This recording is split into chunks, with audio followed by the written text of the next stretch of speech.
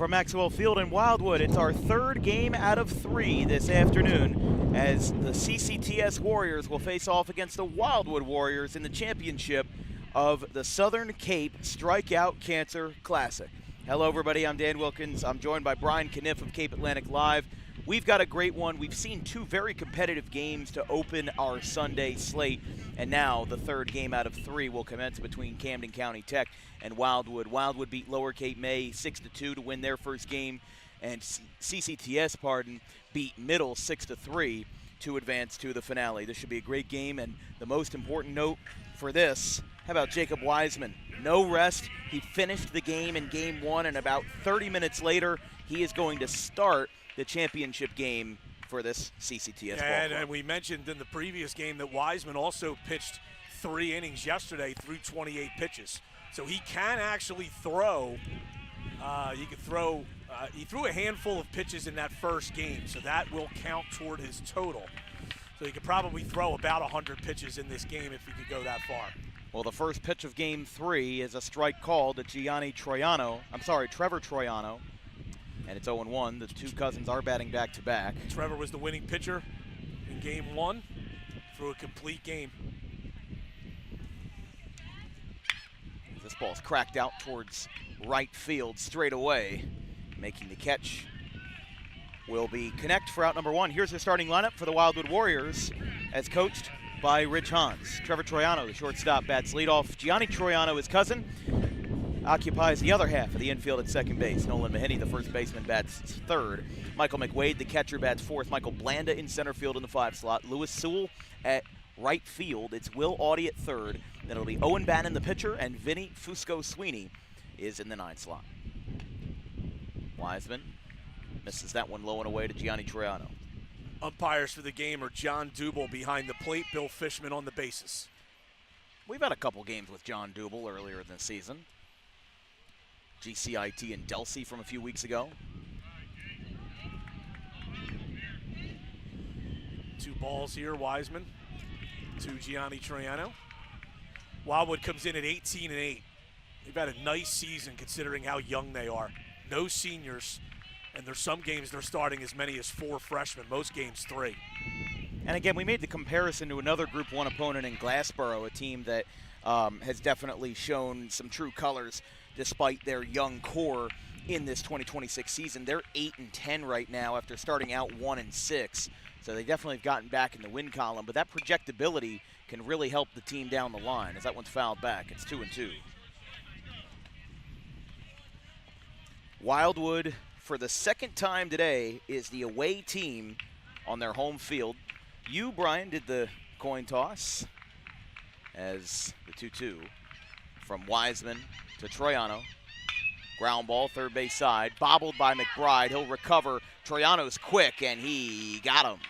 Picked up by Lorick at first base. Yeah, the ball was hit hard, so yeah, once McBride, even though he bobbled it, still had plenty of time to get Troyano by a half a step.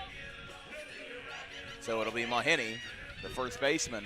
Wildwood in their white tops. I haven't seen this set yet for Wildwood. We saw, believe, a dark red, a maroon camo jersey for Military Appreciation Night when we were here versus Pleasantville, and then they wore their road grays for the first game.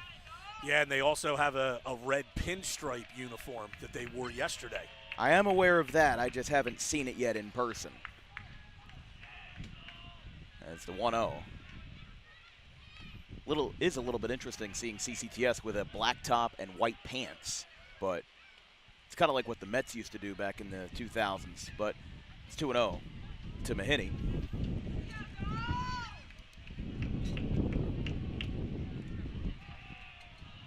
Nobody on, 2 out, fouled back, 2-1. Nolan Mahoney's an interesting story, Dan, in that he didn't really play a lot of baseball at say, the Little League level. It kind of just came out here as a freshman. His stepfather's one of the assistant coaches. And, he's really gotten a lot better. The 2-1, fly ball out to shallow center field, going in and making the catch. Sans Cap is the center fielder, Jose Arroyo. We talked about his speed in game one on the bases. Well, he shows it with the glove as through a half frame, Wildwood goes down in order when we return.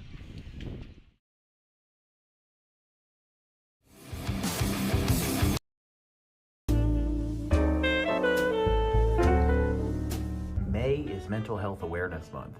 It is the responsibility of all of us to make sure that our friends, family, and anybody who we hold dear in our lives is feeling well. The problem with spotting mental health issues is that the symptoms aren't that obvious.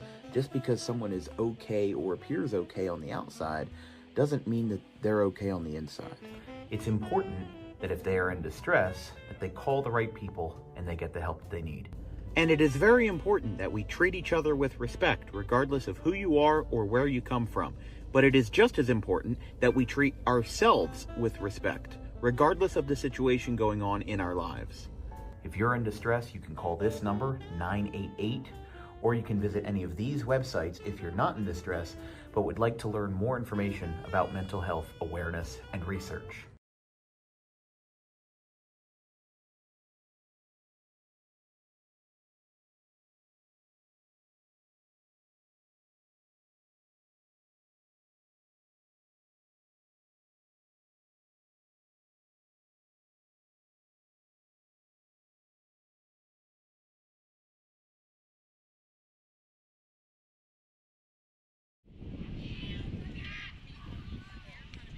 Bottom of the first inning, your starter for Wildwood is Owen Bannon, the sophomore. He comes into this game with 15 1/3 innings, 10 walks, 17 Ks, but a low ERA for the rookie, 1.37 and a whip of 1.30, as he'll face the Camden County Tech Warrior lineup, leading off with Chase La Rochelle, who it's kind of rare to see somebody who did not appear as an at-bat in the first game bat leadoff in game two, but he did appear as a pinch runner. First pitch called a strike. Bannon's one of these talented freshmen that Wildwood's been running out there this year at the varsity level. This ball's cracked out to right center field by La Rochelle. This is going to split the gap. It is off the bottom of the wall, hit pretty deep. La Rochelle's on his horse. He touches second. The ball still being fiddled with in right field, and a stand-up triple in the first at bat of the first inning in the bottom half.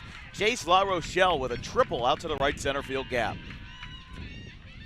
And that will now send up Joey Shaw, who had 2 RBIs and 2 hits in game one. Good start for Camden County Tech right there.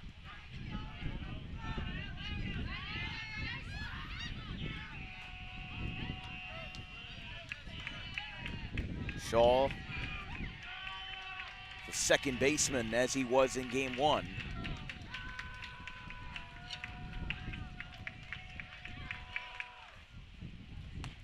Notably, as there's a strike called, no Elian Rodriguez in the lineup. He is listed as the first, well, he's listed first on the substitutes. I guess that doesn't exactly mean first available, but he is on the roster as somebody who can play. He's just out of the lineup for game two. It's the 0-1. Low and in the dirt, saved by McWade. Wildwood with the infield back, they'll concede this run for an out this early in the game. Makes sense, common thinking. Don't have to fight it this early. And you know how prolific Wildwood's offense is. They certainly believe that they can get something back off of a guy like Wiseman, as that one's way high. It circles off of the backstop. It didn't have that great of a rebound off of it, but maybe that's because it hit above the wood panel and it hit some kind of padding back there. It's 2-1. Not enough for La Rochelle to try to score from third. That ball kind of bounced back to McWade quickly. And even though Wildwood won game one thing that hurt them was a lot of outs on the bases. So yes. CCTS doesn't want to start another bad trend. 3-1 now as Bannon having trouble finding the strike zone against Shaw here. The on-deck circle is Declan Connect. He was the shortstop in game one and the leadoff hitter, but now down the third and the right fielder. Takes one outside, grounded to second, throw to first. They will concede the run, and Shaw will concede the out as he'll take a right turn back to the dugout. Now, when he hit a double earlier in the game, in game 1, he did come up a little bit gingerly, and he has been running gingerly ever since. Yeah, that would explain it, because I was shocked at how easily Gianni Troyano lobbed the ball to first base, and then I realized that, he had peeled off and wasn't running. So he may have injured his hamstring or something. But yeah, that's what he he and I had talked about before the game. They really need him in the lineup. They need him in the lineup, and if you can hit the ball and at least make it to first. This one's popped up out towards the mound. Bannon is called off, and Gianni Troyano makes the play. It's out number 2, and the batter will now be Lorick, the pitcher from game 1 who struck out a baker's dozen, 13, en route to a 6-inning victory. Well, he threw 6 innings, and the last three outs were by Jacob Wiseman, as he'll bat in the cleanup spot, starting at first base.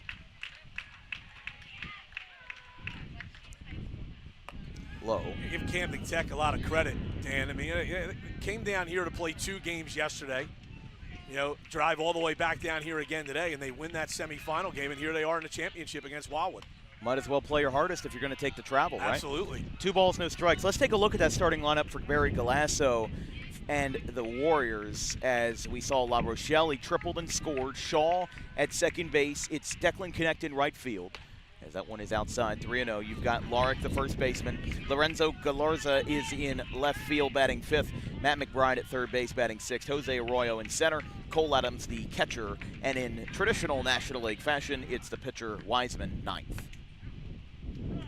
Strike called.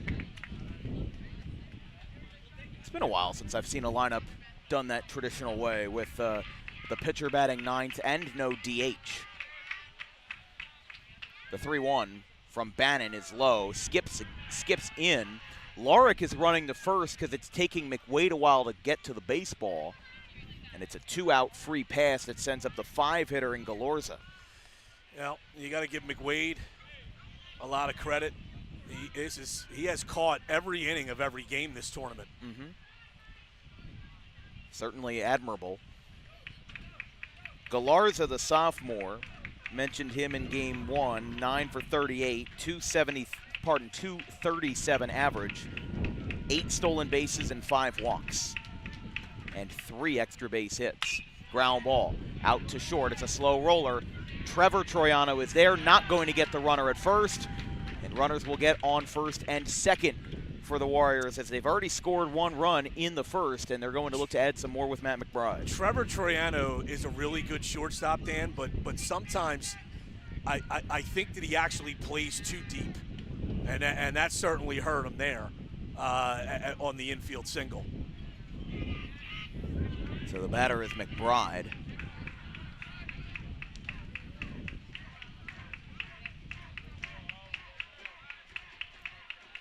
Certainly a lot of life in that CCTS dugout after their win over Middle Township. That one is up. 1 ball, no strikes. And of course, when you're 6-15 going into the game, every win means a little bit more. No player wants to lose, and certainly the younger the players are, the more vulnerable they are. If you lose 5 games in a row, that really can mess with a player's psyche. So getting a big win like that versus Middle really helped them. They feel a lot more lively in the dugout. As the 1-0, that one's well high, but Wade pops up to save it. Yeah, the other thing too, as Sam Caraballo, the Wildwood pitching coach, is going to go out and talk to Owen Bannon. But the other thing too is Camden County Tech did not qualify for the state playoffs. Right. So this is a huge game for them. It's a chance to win a championship. None of these teams that were in this tournament is going to win a state championship. These are it's a pretty competitive tournament, as we've seen, and it's a chance to win a little championship and chance to take home some hardware. Yeah, and again, this isn't a state title game, but it is a championship game.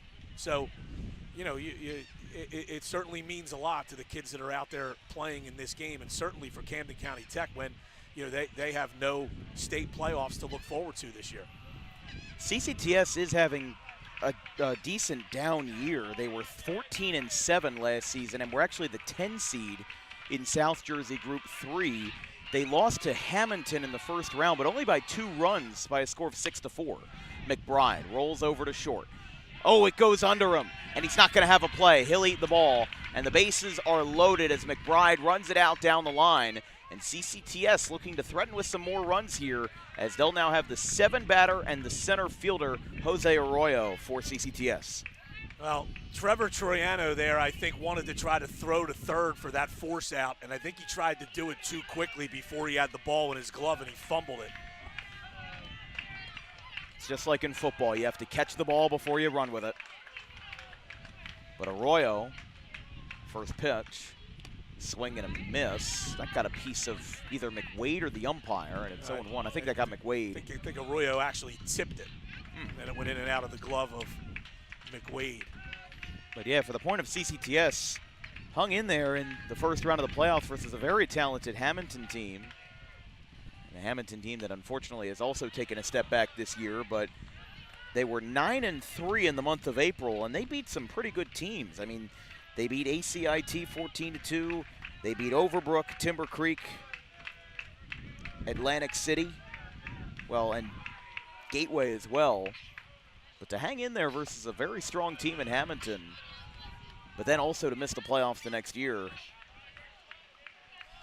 to go from 14-7 to 7-15 isn't the best feeling for the players or the coaches, but you're absolutely right. They'll aim to take home some hardware. Bases loaded, 2 outs, 2 balls, 1 strike. Bannon looking to get out of the jam and limit the damage. Line drive, past the diving Sewell in the left field. Pardon, past the diving Audie. This one's going to bring in 2 runs. And coming in is Galarza, now a throw to third, and he's safe. Everybody is safe all around, and down to second is Jose Arroyo. It's now 3-0 CCTS as they've jumped out to a big lead here in the first. You know, with 2 outs, Audie may have been playing a little too shallow there, and he couldn't knock that ball down. If he knocks it down, he gets the force at third. But yeah, Wildwood in some trouble here, and everyone's short on pitching. You know, at this point, I mean, for sure. You know, this is the 4th game in 2 days. Wildwood was hoping to get some length out of Bannon, but he's having trouble getting out of the first inning here. Here's the first pitch to Adams. That misses Well, out. The one thing that we're seeing so far in this game in the first inning is that John Duble's strike zone is much tighter than Bill Fishman's was in the last game. Yeah, I think they've switched positions, and he's been consistent. That's all you ask for. Oh, for sure. But he's certainly been tighter than the one last game. We've broadcasted, I think, 2 or 3 games where Duble was the plate umpire, and I could absolutely attest to that he has been he has had a tight zone. But again, it's been consistent. But CCTS, it snapped a 4-year streak of the Warriors making the playoffs with their miss in 2026. As the 1-1 fouled back towards the rec center, and it's 1-2. Adams wanted to try to call timeout, and I don't think he verbalized it. He just put his hand up, and I don't think the umpire saw him. So he had to quickly readjust there and was able to foul that pitch off. Great way to work through adversity, as it's 1 ball, 2 strikes, 2 outs, 3-0 Camden Tech, as that one is high, 2-2. Now, CCTS was in the Olympic Conference briefly as a baseball-only member in 2022 and 2023, but the results, to be blunt, were less than stellar, and they regained status as an independent team in 2024. That one missed low. There was a time where the Olympic Conference had 3 divisions, just like the Cal, and had a whole bunch of teams in it that no longer compete in the conference. Camden, Winslow, Camden Tech, and Penn Tech, along with Camden Eastside. All 5 are now independent, but still host varsity programs. The 3-2, Bannon to Adams, the catcher. Line drive, foul. And having to leap over that ball at third was Jack McBride. He's able to get out of the way in time, but Adams stays alive to keep this count full. If the inning continues after him, the pitcher Wiseman will bat. And in the top of the second for Wildwood, it'll be 4, 5, and 6. McWade, Blanda, and Sewell. 3 balls, 2 strikes. The freshman Bannon looking to keep this lead where it is. The 3-2. And that is ball 4. So the bases are loaded.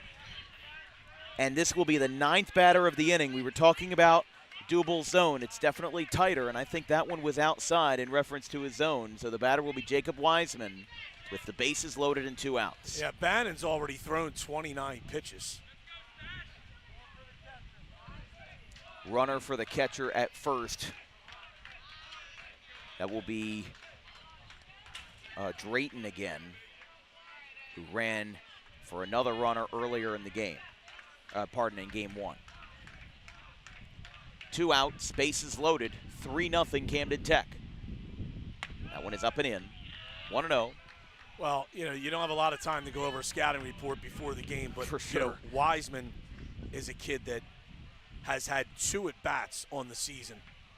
And if you're Owen Bannon, you have to throw the ball right down the middle. Because you don't know what he's got. Right, and say, you know, if this kid's going to beat me with a hit, let him beat me with a hit. He's got 2 at-bats the entire season. Fouled back, and it's 1-1.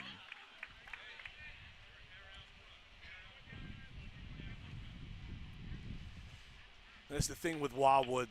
They don't have overpowering pitching. They have to make plays in the field, and they've been a little sloppy this inning. Couple of hits and 1 error in the field. 3 hits, 2 walks, and 3 runs home as Wiseman wavers at 1 and it's 1-2.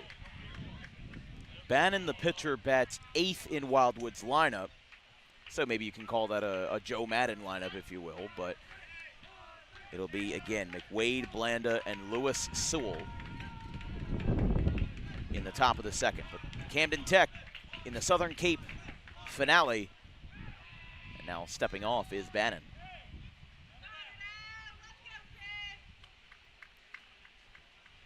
And CCTS started out 3-3 before going on a 5-game losing streak and losing 7 of 8 from April 18th to May the 11th, and that might have been what did them in for a playoff run.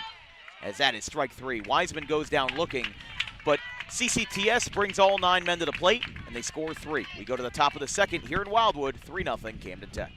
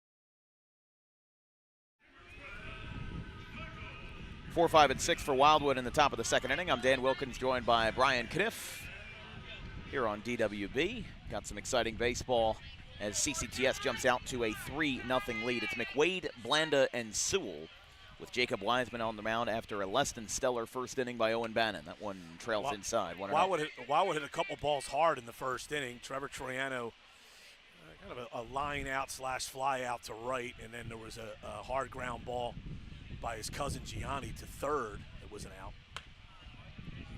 But no base runners to speak of. And Michael Blanda will try to change that.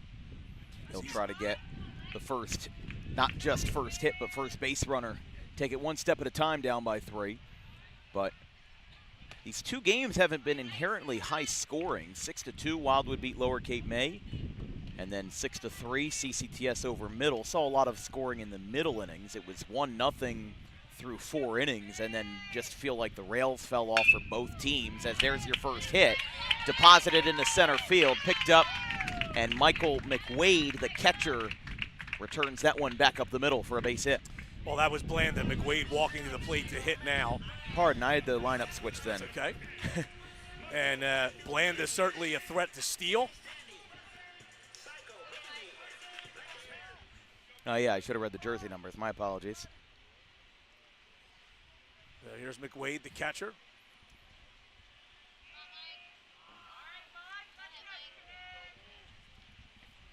Wiseman throw to first, not in time.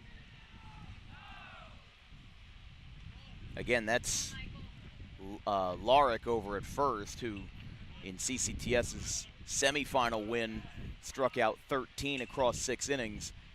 Yeah, and you know what? I think Barry Galasso is talking to the home plate umpire because I think he has the same lineup that I do, and that has McWade 4th, Blanda 5th.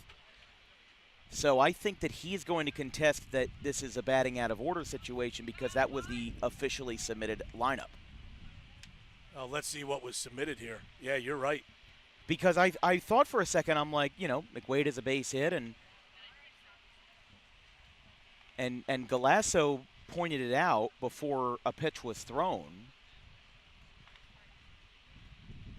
So a lineup discrepancy here. Well, but I have McWade 4th, Blanda 5th. Is that your copy? So Blanda's going to be out here because Wildwood batted out of order.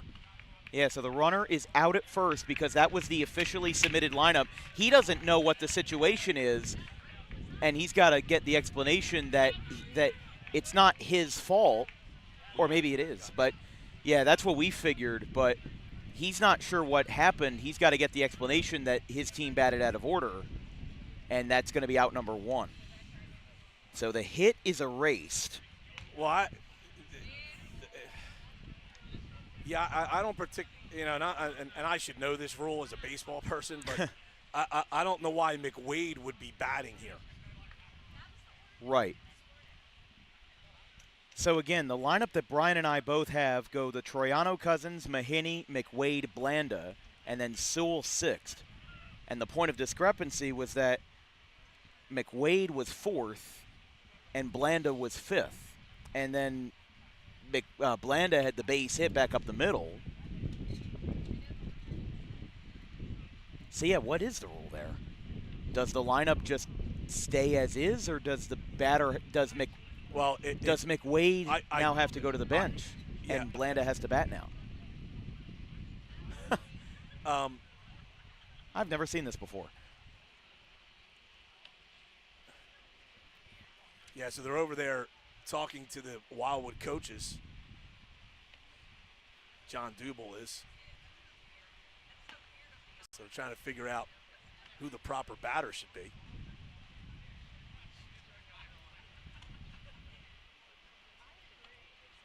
Now the weird thing is that in game 1, in the semifinal, the lineup was the way that it was presented. It was Blanda 4th, McWade 5th, if I'm correct, in the first game. So Wiseman is now throwing, and now the umpires are going to talk it over here. I think what they're trying to figure out is who's the proper batter now. Right. Because I think this is a very rare occurrence. I've seen this maybe once at the major league level, but that's obviously a very different story. And maybe this is the consequence of what happens when you have a game 30 minutes after the other, where you might not have time to proofread. So now I got to cross out McWade in my lineup a second time.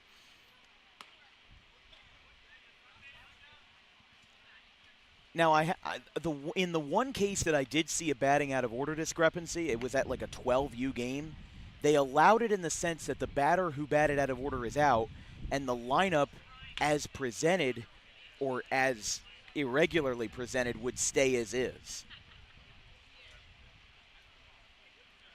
And Double going over to talk to Hans over at third base. I can't say I've ever seen this before.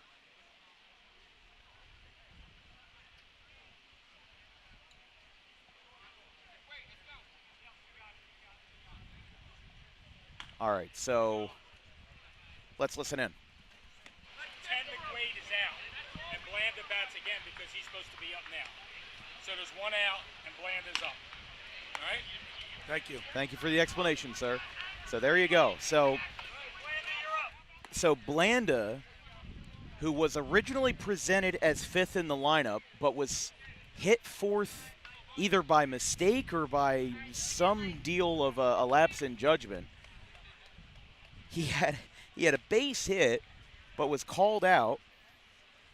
And the lineup that we presented is what's going to stand. I'm not sure that's correct, actually, because I think what's supposed to happen is, well, he's going to fly this one to right. Popped up, and it's caught. How funny would it have been to have two base hits by the same person back-to-back, but it's out number 2, and the batter is Lewis Sewell. Yeah, no, actually, that is correct. I at first I thought McWade was going up to bat again, but that is correct what they just did. So yeah, so the proper batter is the one that's called out. That's McWade. So then Blanda goes back up to bat. So yeah, that was adjudicated correctly by the umpires. As the first pitch, swing and a miss. And what I'll say is, like I said, in the only other example that I could even think of that happening in a game that I broadcasted was the exact same situation. Somebody hit out of order, they called the batter out, but the lineup as presented, or I should say the lineup as corrected, was the one that was allowed to stand. It's 0-2. So this is not a good start to this game by Wildwood. They give up 3 runs in the first, and then they get what they think is a leadoff single in the second, but it turns out they batted out of order. And Sewell swings and misses. So not the best start that Wildwood could ask for, as Camden Tech scores 3, and Wildwood kept off the board, plus a clerical error in their judgment. We go to the bottom of the second. CCTS 3, Wildwood 0.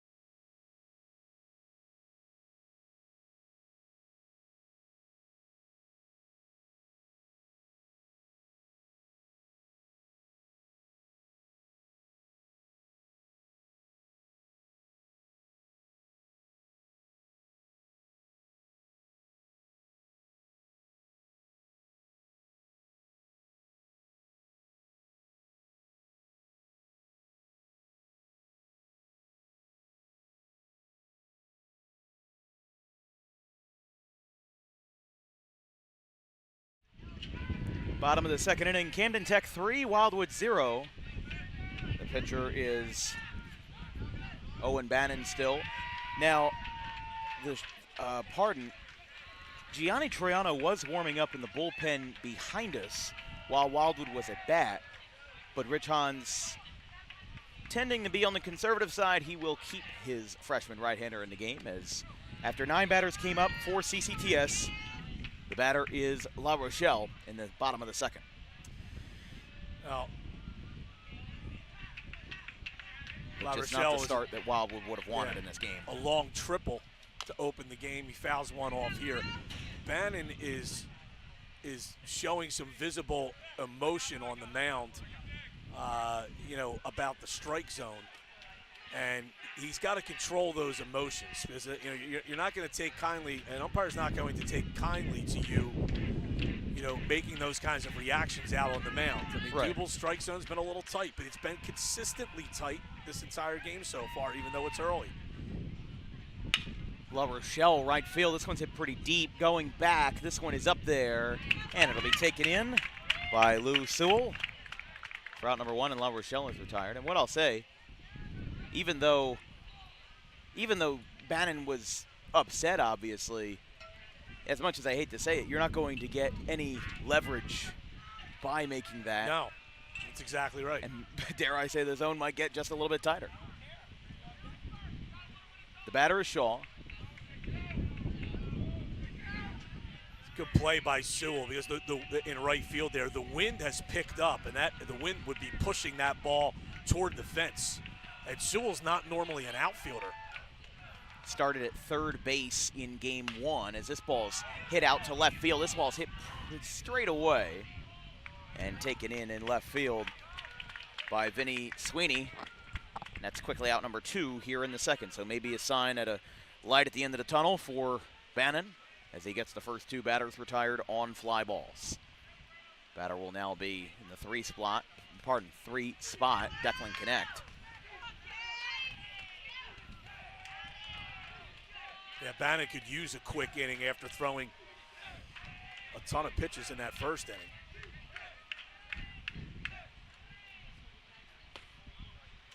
Outside, 1-0. Yeah, he threw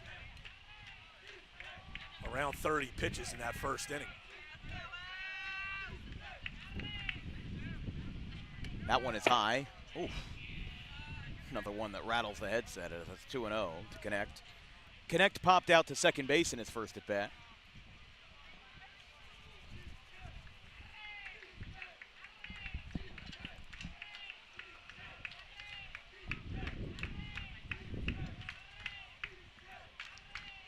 Two balls, no strikes, 2 outs. After a loud first inning for Camden Tech, Bannon back to form in the second, at least for now, but it's 3-0. That's the thing that's frustrating, too, is 2 outs, nobody on. You just want to throw the ball down the middle. Now he's down 3-0. Just got to do what you can. I'd throw a fastball down the pipe here. Connect Low chance might he's have gonna a green swing. light. And he will get ball 4, so that one missed inside. And Bannon picks up the walk. That is his 3rd free pass of the game, and it now sets up Larick. Now, what I'll remind you is that for CCTS in the first inning, they had a very similar situation where there was the triple by La Rochelle, the first run it scored, but then after that, the first 2 outs were in the first 3 batters. But then 5 straight reached before Wiseman struck out. So if Wildwood's not careful, as much as this looks innocent now, this could be the start of another big inning if Camden Tech puts the cards in order. Up and away from Larick, 1-0. Bannon's thrown 5 straight balls here.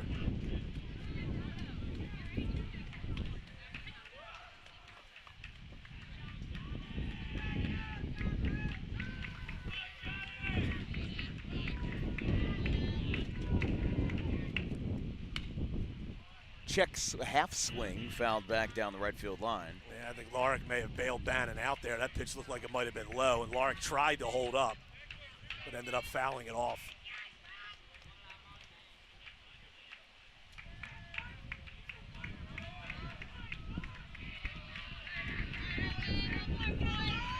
Here's the 1-1. That ball is high, back pick to first. He holds on to it.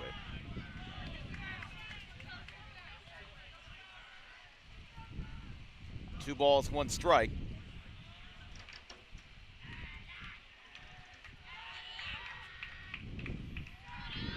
In the bottom of the second inning, here at Maxwell Field in Wildwood. Chases one high, but it's popped a mile high to first base. This is playable, and did he make that catch? Yes, he did. Wow. Nolan Mahiney makes the catch at first base, flailing over himself on a towering fly ball. I don't know if it was the most fundamental play. Certainly not. Because he had his body kind of turned to the side. You really want to try to go back and then square your shoulders toward home plate. But it'll count just the same, and going to the top of the third, it'll be CCTS 3, Wildwood 0.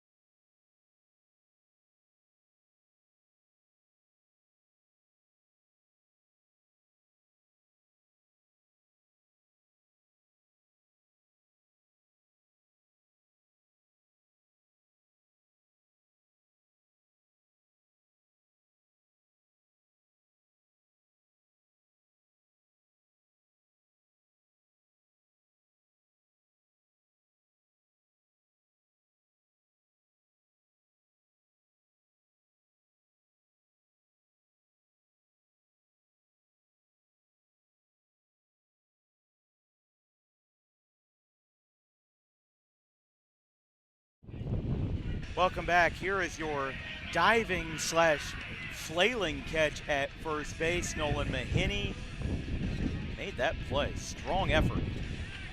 It's good for out number 3 as we go to the top of the third inning. Wildwood looking for its first base runner here. This will be the 7-hitter Will Audie. 7, 8, 9, Audie, Bannon, and Sweeney. Strike called. 0-1. Beautiful Sunday afternoon here from Wildwood. Been here since about 10 o'clock in the morning for 3 games today. As the 0-1. Another strike at the letters, 0-2. First game saw Wildwood top Lower Cape May 6-2. And in the second game, Camden Tech beat Middle Township 6-3 to send us to the championship game in which you are watching right now. That one is low and out. 2-1.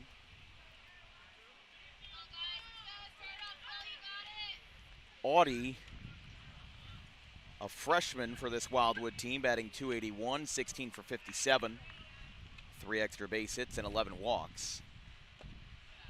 And that's down 3-1. Counts actually 2-2, I believe. Apologies. Yeah, they have 3 and 1 on the scoreboard here too. Yeah, the first 2 pitches were called strikes. I thought I don't trust myself sometimes. That one's foul. Audie does a good job of hanging in the at-bat.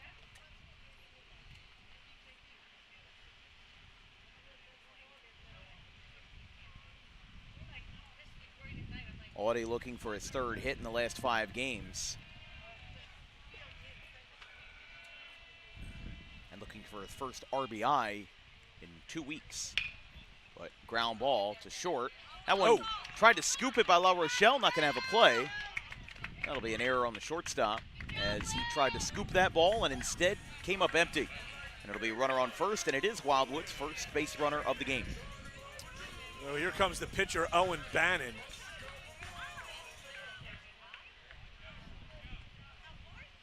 And Bannon, of course, had a rough first inning, but he was really able to redeem himself in the second.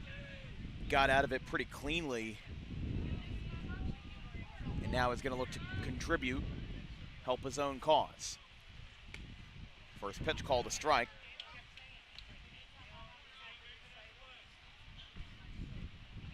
For Bannon, we mentioned his sub-2 ERA on the mound, but he's batting .230 at the plate, 17 for 74, 16 RBIs, 15 walks, and 7 hit by pitches. Good block by Adams there.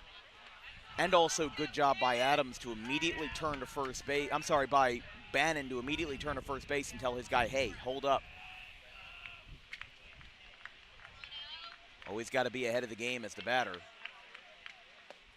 Low and in. 2-1. Adams, like McWade for Wildwood, catching both ends of this doubleheader as the teams won those semifinal games earlier and here in the championship game.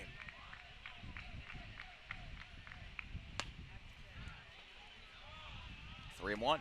I think Wiseman was a little frustrated. I think he wanted that strike called there, didn't get it. 3-1 on Bannon. He may take a pitch here. I would not be surprised if he does. Try to put 2 runners on for Sweeney. And he will. Does. So 5-pitch walk. And while it's not a hit, it's 2 base runners, and that's all Wildwood needs here. See what Sweeney does here. He did have a sacrifice bunt in the first inning. In the first game today. And we'll see what he does here.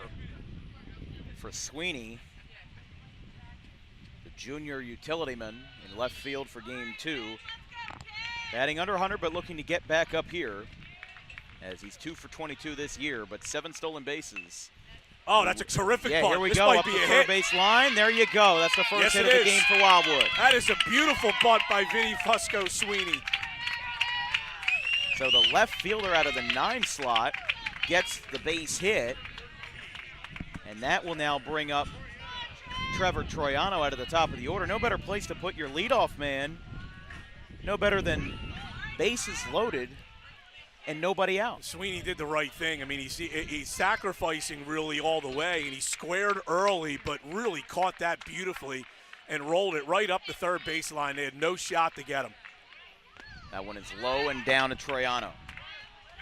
Trevor Troyano flew out to right field in the first inning as Wildwood went down in order, but now threatening here with bases loaded, nobody out after the base hit. The first of the game for Wildwood, but Wiseman did well up until that point. They'll take a strike here, 1-1.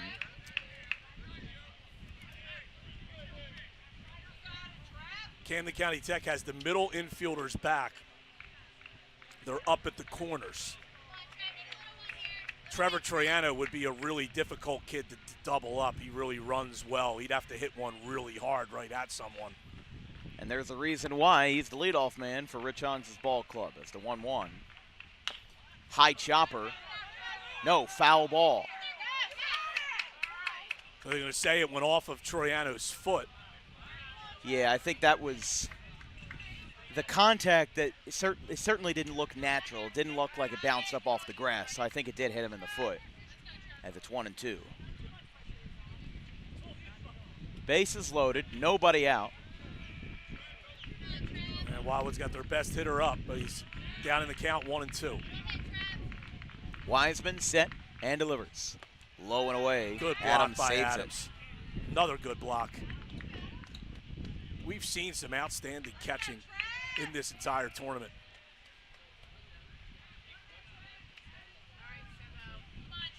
That's the 2-2. Troyano asking for time. Oh, that was a balk. That was a balk. That's a good call We've by got the a balk umpire. called at second base. Yeah, that was a balk. Troyano tried calling time, but he wasn't granted it. Well, Wiseman was trying to step off, but he moved his left foot first. You're right. So yeah, that he has to step off with his right foot. So that changes a lot. Wildwood gets a run, and the 2-2. Troyano floats one right field. This one's shallow. It's going to drop. Runner breaks on the ground. The throw is in time. Adams gets him standing. They throw out Owen Bannon from right field on the throw by Connect. It was up the line. But again, he broke for home as soon as he dropped down. I don't know if that's on the runner or on Rich Hans at third base. That is awful base running because that ball is hit so shallow, there's no reason to be tagging up there. You're not going to tag up if he comes in and catches that. You got to be 15 feet down the line there. Yeah, I definitely disagree with that, but it won't matter now as it's a base hit in the left field. This is going to tie the game if he's safe. The throw bounces up. Troyano and Sweeney score. It's a 2-run single to left off the bat of Gianni Troyano. That is a huge hit there. And we are tied up at 3. That's a huge hit because it's a pick-me-up for Wildwood after yet another base-running mistake. I mean, they have just made it's one of their Achilles heels. They make a lot of outs on the bases, and that was just really bad for that to happen, to have a runner thrown out at home on what should be a base hit to right field. But Gianni Troyano, the 2-run single, and now Mawinney with a base hit could give Wildwood the lead. Mahiney with a big swing and a miss was early on that one. Nolan Mawinney, one of the better athletes in this school. He's on pace to score 1,000 points in basketball. That's the 0-1. Ground ball over the middle. This one is stopped by La Rochelle. It moves Gianni Troyano to third, and the first baseman almost backpicked to the bag, but he decides to retreat, and that is out number 1. Good read by Gianni Troyano at second base. That ball was hit to his left, so he takes off for third and is able to get there with 2 outs. And now it's Michael McWade.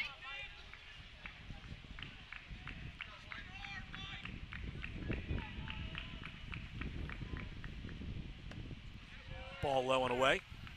So the batter, McWade, now of course, a very complicated series of events in the second inning as Blanda hit in the 4 slot instead of McWade, and Barry Galasso correctly called the lineup for being out of order. So even though Blanda had gotten a base hit, he was out automatically as Adams picks that one up. It's 2-0. So even though the issue was resolved, it certainly was a mistake on Wildwood's part that has now been rectified. Now, I think if you're McWade here, you're sitting dead red on a fastball here, and if you get it, you want to get a good pass at it. 3 hits in the inning for Wildwood, and a runner on third, 2 down. Misses inside, and it's 3-0.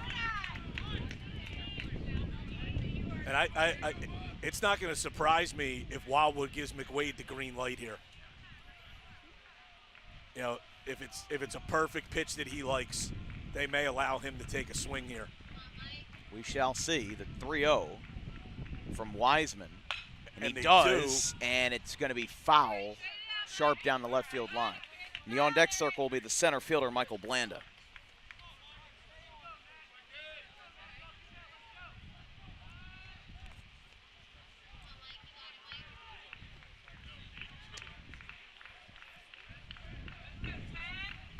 Three balls, 1 strike.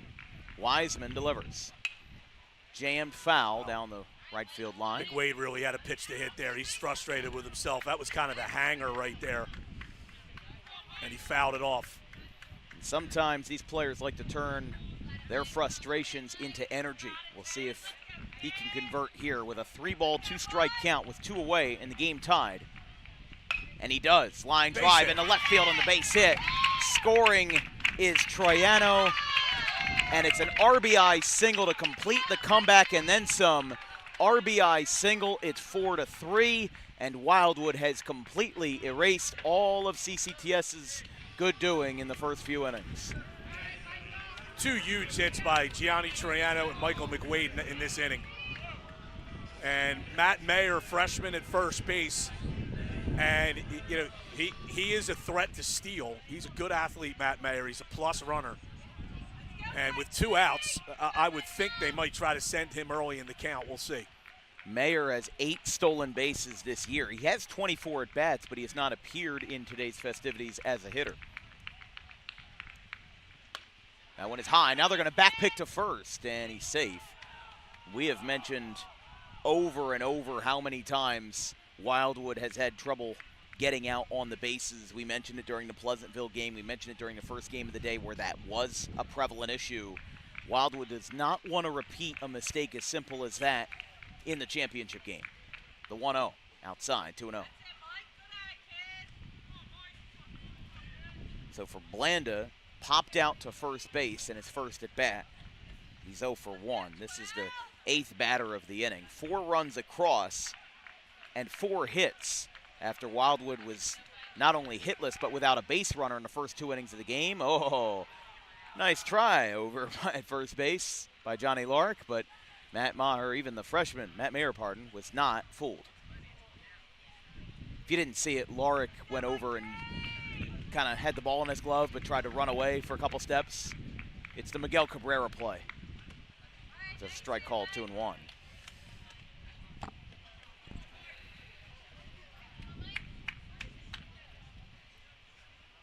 Blanda and then Lewis Sewell, the right fielder, if the inning continues.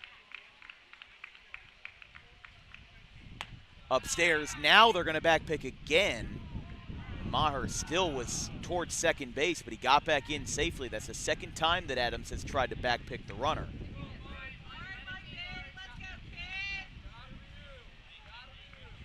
Three balls, 1 strike.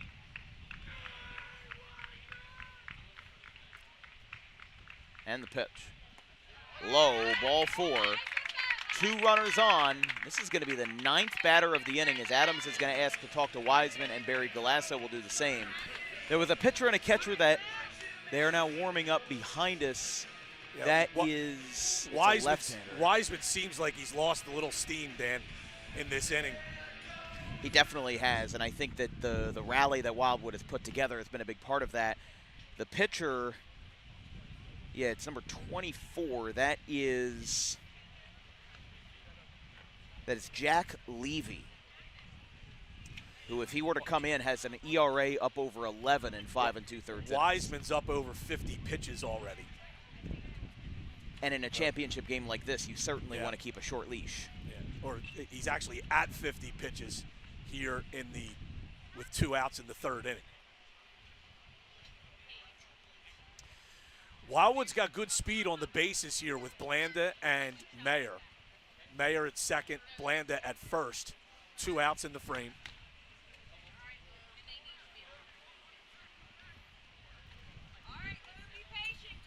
So Lewis Sewell, freshman, will come up with runners on first and second and 2 away. This is, as we said, the 9th batter of the inning, as Blanda was able to get on first base. It's been 4 hits in this inning, 2 walks for Wiseman in the inning.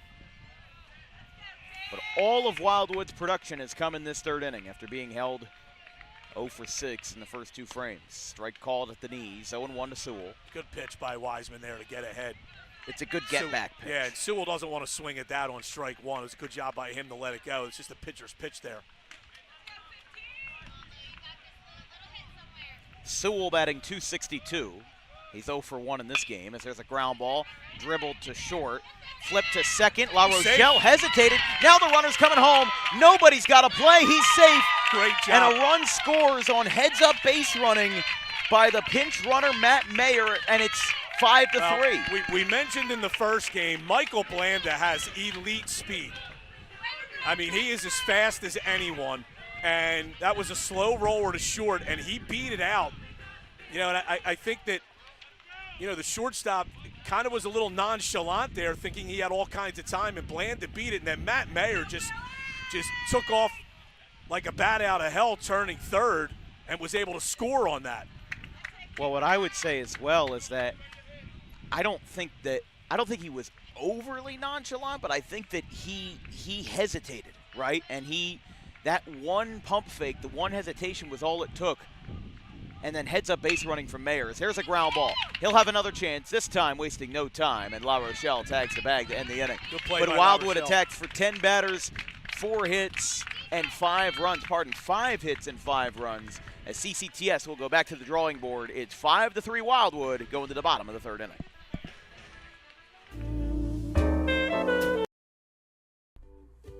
In life, the road ahead is full of possibilities, but to navigate it safely, you need the right skills. Harper Driving School is the premier driving school serving Gloucester, Salem, and Camden counties.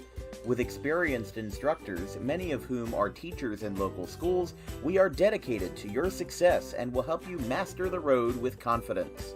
With an over 95% success rate of students passing their road test on their first try, you know your student will be in good hands while embarking on a huge step of their young adult lives, all while avoiding the lines at the DMV and getting insurance discounts. We chose Harper, and so should you.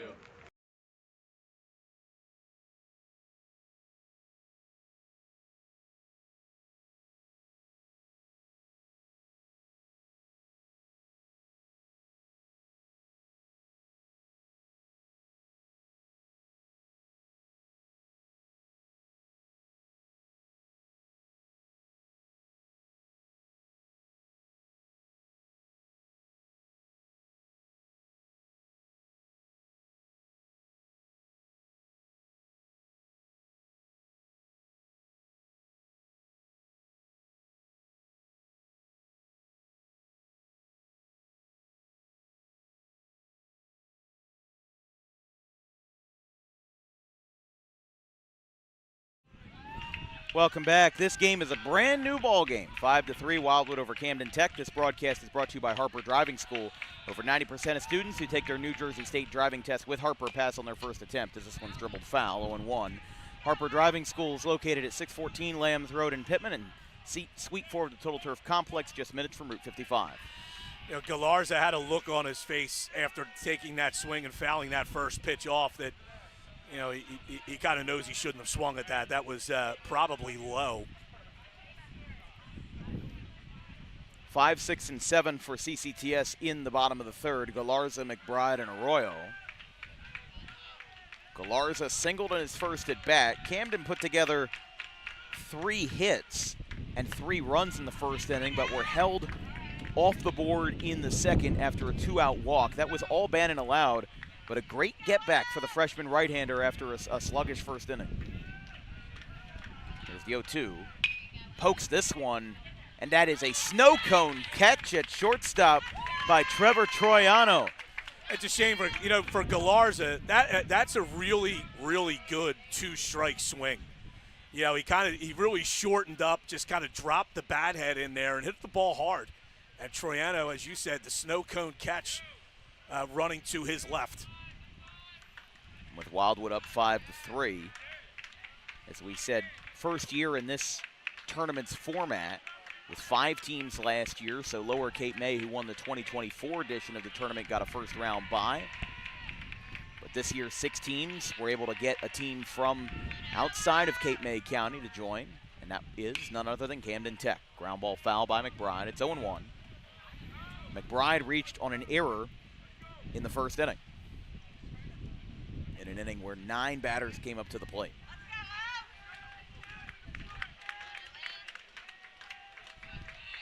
No balls, 1 strike to McBride.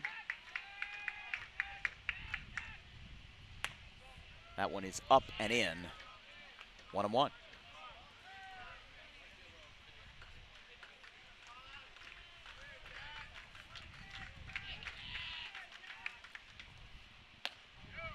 Takes outside, 2-1.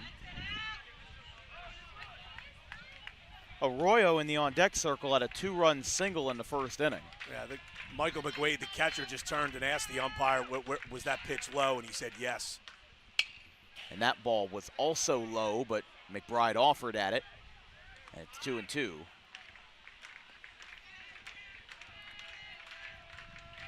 If you're just joining us, 5-3. Wildwood came back for a 5-run frame. You can see a 2-2 curve in the third here. inning. That's a 2-2. That's a fastball. And he got him there. Outside corner. That's strikeout number 2 for Owen Bannon. I wonder if McBride was looking for something different. But the batter is Arroyo. But that fastball was right there. Got him on the outside corner, so no matter how you slice it, it ended up working out. And that's out number 2. So Camden County Tech put up 3 runs in the first inning across 9 batters and 3 hits, and also a handful of walks. As now this one, a 2-out bunt on the first pitch. Dribbled back to the mound, and Bannon's throw to first is in time. Arroyo's got some speed, but not enough for Owen Bannon not to have a problem with it as he goes to the top of the 4th inning. Wildwood 5, CCTS 3.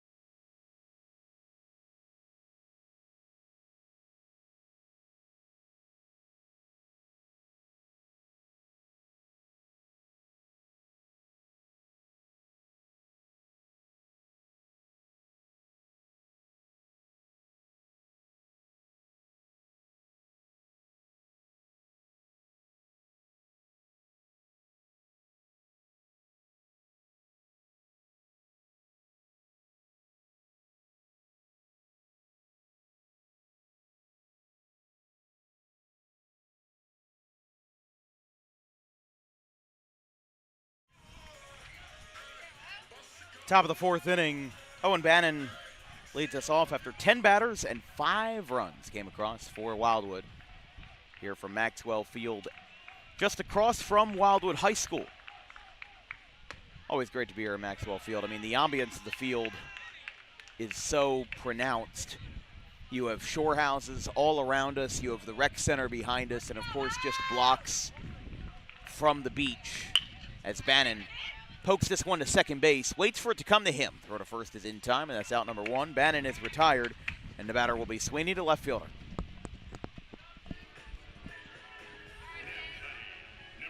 Sweeney singled and scored in his first at bat. Put a quick first out.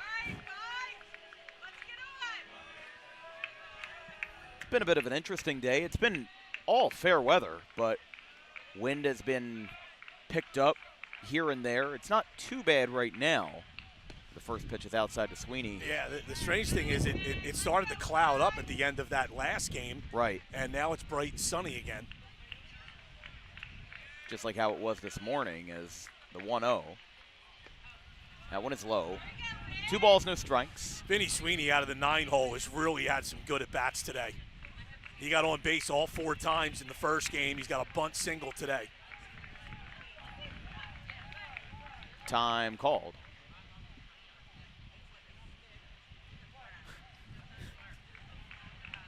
Two balls, no strikes. Feels like the home plate umpire is a little bit frustrated with these players. Pitcher called time, or somebody was granted time, and the umpire's just like, come on, get in the box, get in the box. Let's get moving. Not taking anything from anybody today. It's the 2-1. Swing and a miss, high. Yeah, swung at ball 3. 2-2.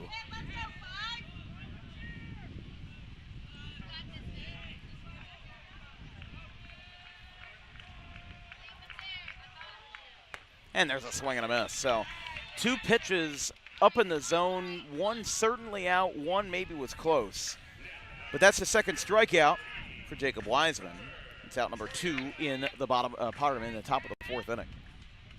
I keep having to mentally reset and remember that Wildwood is the visiting team in this game, as they were for the first. Played 2 games on Saturday. Lost to Middle Township in the winner's game to decide seeding. 9-6 was the score. Good curve. Good pitch on the first one, as that's 0-1. We mention it a lot in the Region 19 tournament, but there are a lot of pitchers now who like to throw first pitch curveballs, and it's definitely not the traditional way to do it, but now, oh, look out. That one just missed him. Ducks out of the way in the nick of time, and it's 1-1. But still, you're seeing more and more pitchers do that now kind of as a tone setter for the at-bat, and I think it's interesting. If it works, it works. Because you're not seeing too many batters in this situation swing at the first pitch. This one is cracked out to left field. This one's hit pretty deep. Going back to the wall. This ball is gone. Wow. Solo home run for Trevor Troyano out to the left center field straight away. And Wildwood in the championship game takes a 6-3 lead. Boy, he put a swing on that. These kids That's are his fired up. First career home run.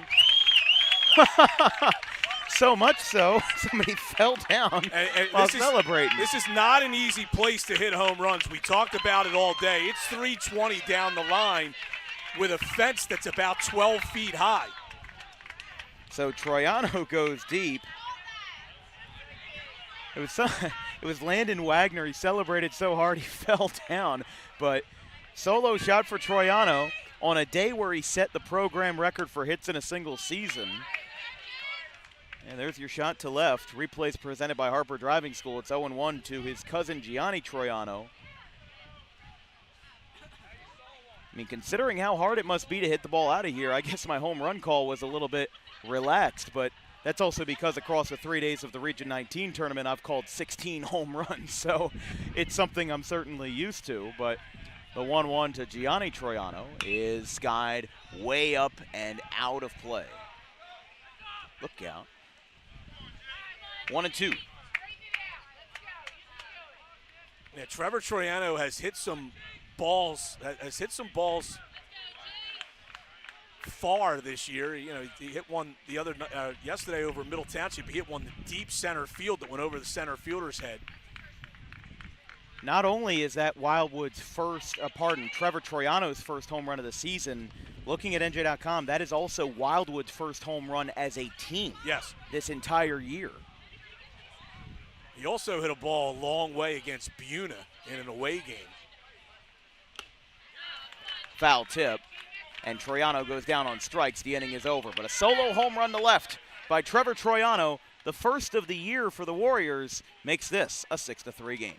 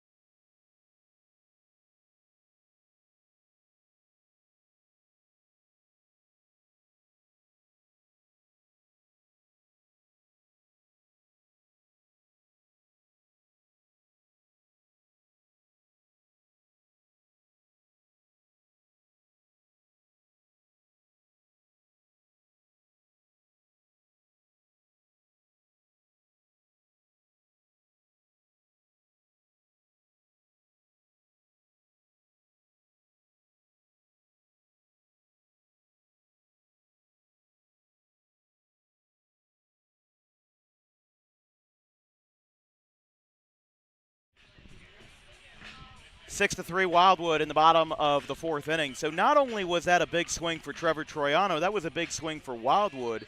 That was their first home run as a team since Logan Totten on April the 30th, 2024. They did not have any home runs in the 2025 campaign, and this was their first of 2026. So a big swing for the player and a big swing for the team. It's 8-9-1 in the bottom of the fourth with A rebuilt Owen Bannon still on the mound. This one is fouled back over our heads. Look out. It's 0-1.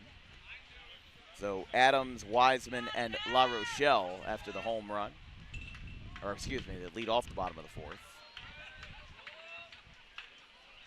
Actually, there is a pinch hitter, seemingly meaning that Wiseman's day could be done. That is, let's see here, we'll take a gander. That is number 10. That is, I believe, Shane Doherty, if I'm correct. As it's 2-0, or pardon, 2-1. Yeah, McWade's trying to settle Bannon down. Bannon's been reacting to some of these pitch calls by the umpire. And ground ball foul. Yeah, this one's fouled off. And McWade actually, kind of motioned out to him, like almost saying, Owen, the ball was outside, just pitch. Right. Because nobody knows the strike zone better than the umpire and the catcher. Right. And you're seeing it in Major League Baseball with the ABS system. The least successful at correctly challenging strikes or balls by far are pitchers. Yeah. And to the point where coaches don't even let them do it because they know it's out of frustration and it's not going to work. The pitcher is going to think his strike zone is bigger than the catcher. This ball is laced, and it's over the glove of Gianni Troyano in the right center field. It's a base hit for Adams. And CCTS's journey to get back into this game will have a runner. It'll be Drayton at first. And the batter will be Shane Doherty.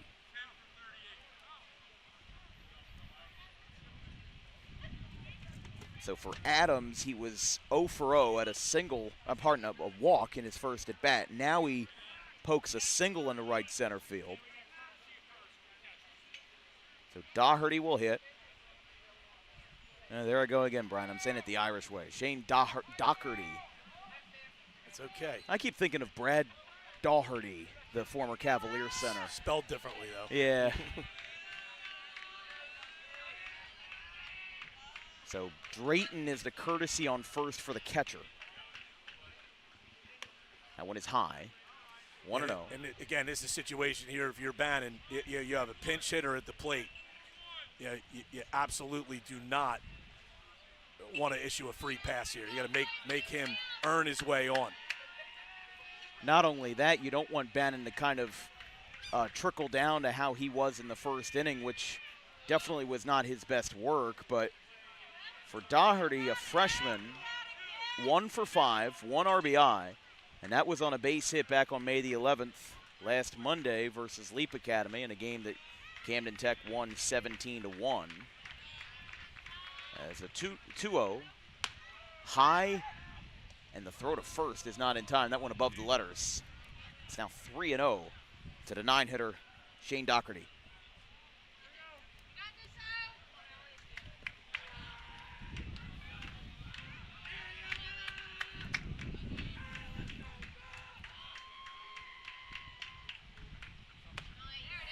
Strike called, down the plate, 3-1. Doherty might take this pitch as well. Would not be surprised. Leadoff man La Rochelle on deck for Camden Tech. He does a smart take. It's ball 4. The ball is way outside. So free pass to the pinch hitter. And it'll be. Yeah, this is not a good start here to this inning for Wildwood, as the top of the order now coming up, first and second, no one out. So 2 on, nobody out, a base hit and a walk. And La Rochelle's hit 2 balls hard. He had that triple to lead off the game, and then his last at bat, he flew out to deep right field. Yeah, that ball was pretty well tagged. I thought that ball had a better chance of getting out than Troyano's did, but I was wrong. The first pitch from Bannon, showing bunt, but pulling back at the last second. It's a strike called, 0-1. Yeah, I mean, the situation kind of calls for a bunt here, but the way La Rochelle has swung the bat today, I'd rather have him swing it if I was Camden Tech. I agree. I mean, he set the tone of that first inning with the triple, and CCTS only got better from there, and their scoring has kind of stalled now as it'll be a mound visit, just a brief one between McWade and Bannon. That might be to mix up the signals with a runner on second base.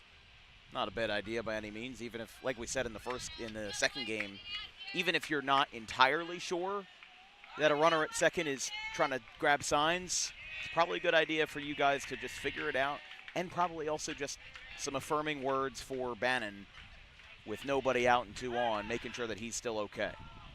Throw back to first, not in time.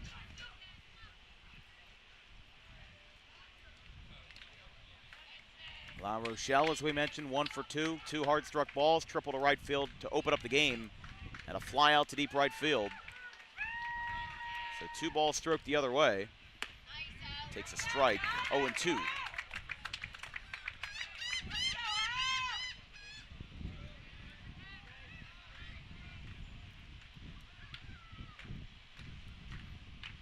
La Rochelle and then Shaw, who was an RBI in this game and had 2 in the Game 2 win over Middle Township. The 0-2. Chopper, that hit the bat twice. I think that ball was either going to land on top of the plate, and I'm pretty sure that hit the bat on the backswing. It did. Okay. Yeah. I was making sure I wasn't crazy. That did hit the bat on the backswing. I think here, if I'm Bannon, I think I want to throw a fastball up here. No balls, 2 strikes. This might be a pickoff play again. Looking back at second, Nope. the 0-2. Low, hits the plate, hits the Job chalk. by McWade. McWade hangs on to it. It's 1-2.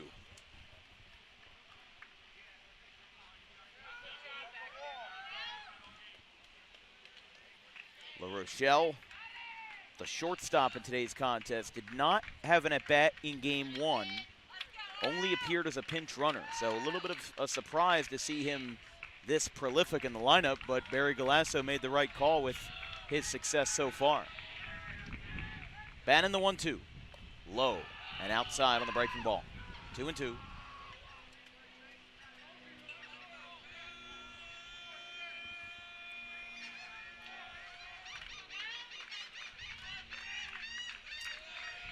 Two balls, 2 strikes, nobody out, and 2 runners on base. Infielders backing away from the bag. Bannon looks back a second time. The 2-2. Up at the letters, 3-2. And Bannon still, as you've mentioned many times, quite upset about the call, but that's pretty much where that pitch has been called all night. Yeah, McWade looked over at the dugout and actually indicated to the coaching staff over there, yeah, the ball was up. And McWade here is kind of acting like, a middleman here. The dugout can disagree, the pitcher can disagree, but again, the catcher seems to know more than anybody. The 3-2 is strike 3. Strike 3. Yeah, that one was just a hair lower. I thought that was being called a ball. I didn't hear it from the umpire, but then I saw the motion. A late ring up, and it's the first out of the bottom of the 4th. That's a big win there by Bannon. La Rochelle had a tough at bat there against them. And now Shaw, who drove in the first run of the game. It was an RBI ground out in the first inning. He's 0 for 2. Ground out and a fly out to his name. Looking to get another run home here and cut into the deficit. One's up and out, 1-0. Shaw, as we said, had 2 hits, 2 RBIs in Game 1. Really roped a ball to right center field in the middle innings of the first game. But as we said, he hasn't been running at 100% either. Possibly could have injured his hamstring, as he mentioned to us before the game. Bannon at 72 pitches here in the 4th inning. It's the 1-0. Outside 2-0.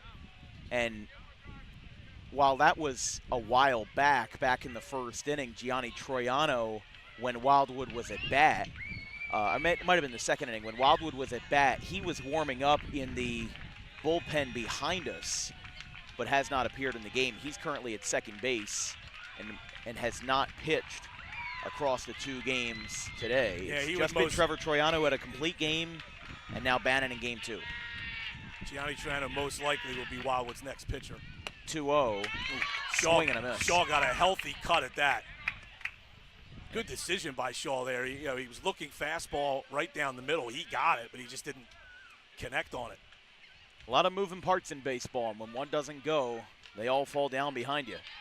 As it's 2 balls, 1 strike, 1 away in a 3-run lead for Wildwood, a lead that was extended upon by a solo home run to left field by Trevor Troyano.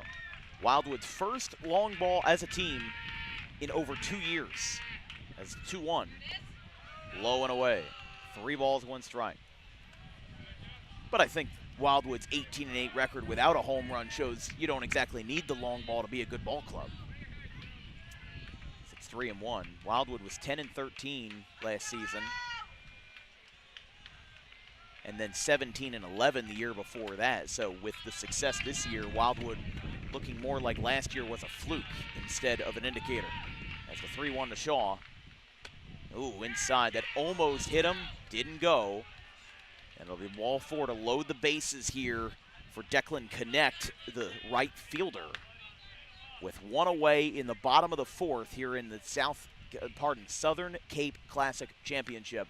So Rich Hans is going out, and I think he's going to make a change here. And you know, I always say this is very, very difficult to do at the high school level, is make a pitching change with the bases loaded. Now, let's see if he does make the change. I don't know. He's talking to Bannon for a while here. Yeah, I think they're just trying to make sure that they're on the same page, and if they're not on the same page, make that change. But I think that, well, coming out right now, Vinny Fusco-Sweeney was, it's Fusco-Sweeney and Sewell are switching places. And Sewell is going back to the dugout. But let's see what's going on here. Barry Galasso and the home plate umpire standing in front of me. So what they're doing is they're moving Sewell to third base.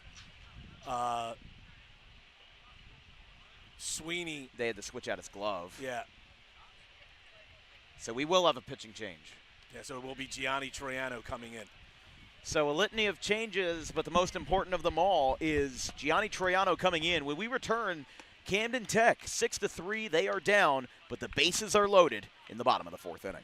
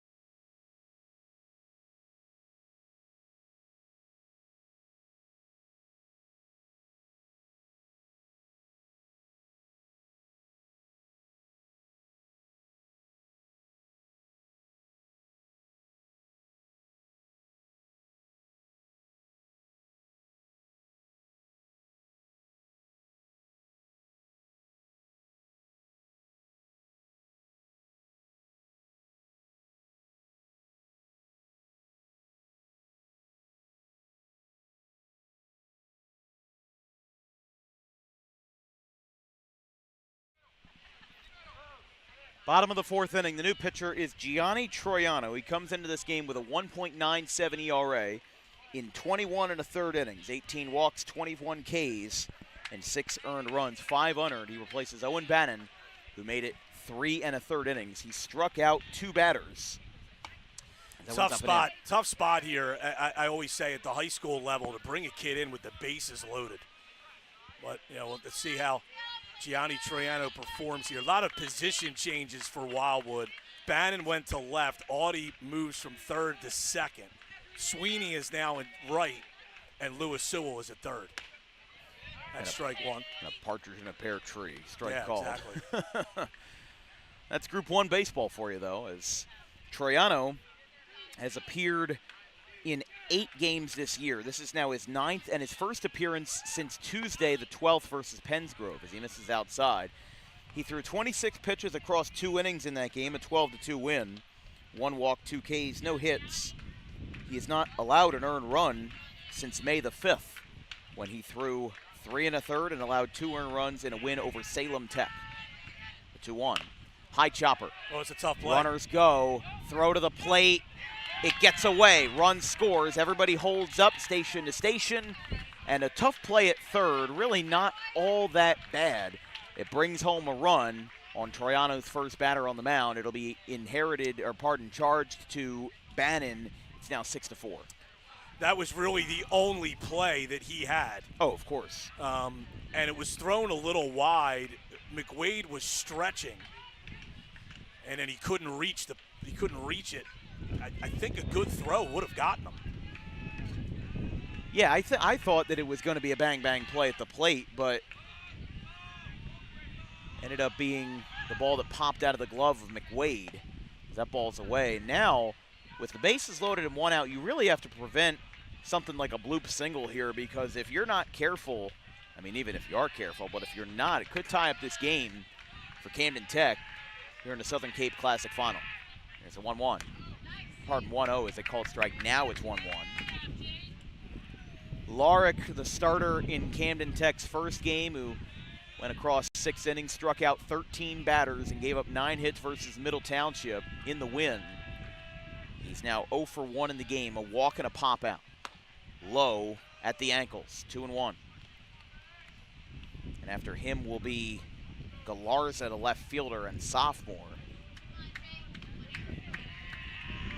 6-4, Wildwood leads by 2.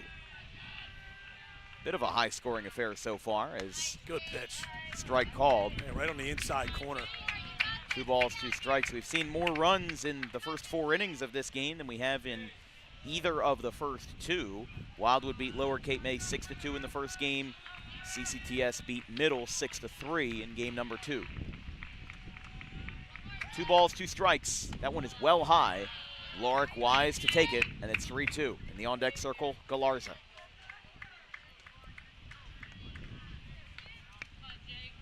Three balls, 2 strikes, 1 away. A run already home in this inning. And after Bannon had a shaky first, his second and third were far better. But Rich Hans pulled the lever and brought in his second baseman, Troyano, as that ball is a swing and a miss. Chased that one outside, and a lucky break for the Warriors of Wildwood makes it the second out. No doubt. I think Larick swung at ball 4 there. Now with 2 outs, Wildwood can play its infield all the way back. They were up at the corners. They were at double play depth at second and short. But now everybody could play back with 2 outs. And this would be huge for Wildwood if they can get out of this, only giving up 1 run. We'll see how they can fare, as here is Galarza. Chases that one inside. He kind of got jammed on the swing. Didn't really let that swing form all the way. Should note the wind that we do have is blowing straight out to center field. Looking at the American flag above the scoreboard as a ground ball. It's a foul ball over the bag. Just foul. By a hair. And you can see that flag in center field next to the scoreboard. Mostly blowing out left and left center. I think after that swing, you're going to go off speed here on this 0-2 pitch. It's a big spot. And if you're McWade, you got to really, really dig in and block it if it's in the dirt. No balls, 2 strikes, 2 outs, bases loaded, 1 run for CCTS in the inning. The 0-2. Swing and a miss. He'll stomp on home plate, and 2 huge strikeouts. Great job by Gianni Troyano coming in relief there. Ends the inning as we go to the 5th, 6-4 Wildwood.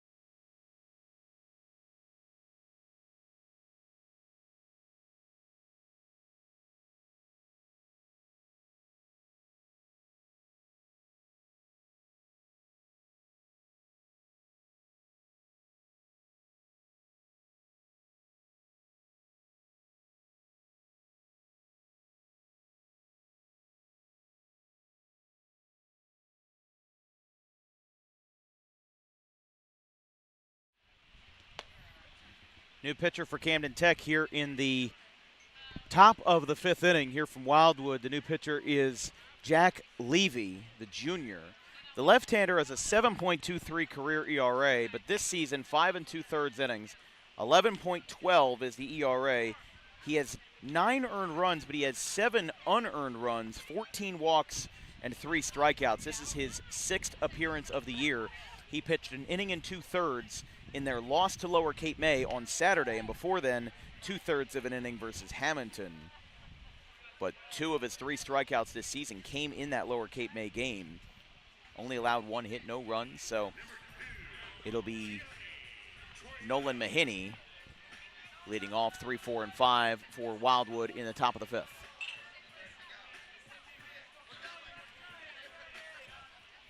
Here from Maxwell Field in Wildwood, I'm Dan Wilkins, joined by Brian Kniff of CapeAtlanticLive.com. My producer, Ben Wilden of Pittman High School. Levy threw 23 pitches yesterday. That's why he's eligible today. Stayed under 30. And remember, we talked about earlier Wiseman, the starter. He finished game 1 after 6 innings were thrown by the right-hander in Larick. Now, the 110 pitch cap in the NJSIAA applies for a day. It does not apply for one specific game. Right. And I would imagine that would thin out a lot of pitching staffs if it did apply per game. But that one is high. Yeah, Levy has walked an awful lot of hitters. 14 walks in 5 2/3 innings. So, yeah, Wildwood wants to be patient and make him throw a strike. And Mawhinney is ahead in the count 2-0. 3, 4, and 5. McWade and Blanda converged a few names together. Remember those guys batted out of order in the first inning. Well, in the second inning, still, yeah. I mean, first time through. Still, what a comeback that Wildwood staged, down 3-0. Was able to come back, score 5 in the 3rd. Added an insurance run on a solo homer to left by Trevor Troyano. And there is another arm warming up. That is Aiden Doherty, number 72. How often do you see that at the high school level? 3-1. And that is a strike called, 3-2. Yeah, Mawhinney didn't like it, but that was a strike. Pitcher's pitch there. And again, it's been consistent. That's how it's been called all night on both sides.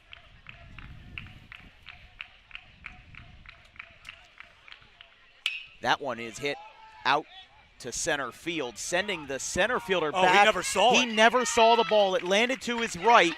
Mahiney stops at second. It's a double, but I thought that ball was hit to straightaway center. Instead, it was left center, and a complete miss by Jose Arroyo makes it a double for Mahiney. Yeah, he never saw it, and Mawhinney busted it out of the box smartly and was able to get a double out of it. So Wildwood gets its leadoff hitter to second base, and here comes McWade. So Michael McWade, the catcher. Remember, his line in the box score, he was called out for that batting out of order fiasco in the second inning, but he did get an RBI single in the 3rd as a part of that 5-run frame. Fouled back, was early on it, but pushed it the other way, and it's 0-1. Yeah, he fouled that off the end of his bat.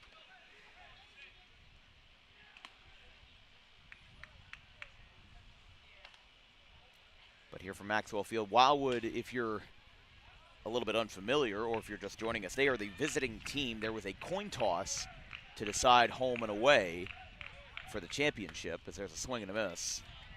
Now, if it were me, I personally would have a different way of doing it, but I'm not going to doubt Rich Hans, as it's 0-2. And besides, 2-day tournament, you might as well have a little fun with it. But the 0-2, with a runner on second and nobody out, is jammed foul onto the roof of the rec center. Good job by McWade there to stay alive. Levy looks like he's found the strike zone here. He went 3-1 on Mawhinney, but now he's thrown 5 straight strikes. No balls, 2 strikes. And the pitch. From the stretch, he spikes it. Catcher didn't see it, but he hung on to it. And I actually think that Camden County Tech called a break. I think that ball went off the shin of the umpire. So it didn't you go might be all the way right. back to the backstop. That would have been an easy wild pitch and a free 90 feet. But instead, it's a 1-2 count. And this one is poked off the end of the bat to short. La Rochelle is there. Throw to first is in time. Moves the runner to third. Well, I thought that was a mistake by Mawhinney. I thought La Rochelle could have gone to third and gotten an out. Mawhinney, that ball was hit to his right. He really should not have gone on that.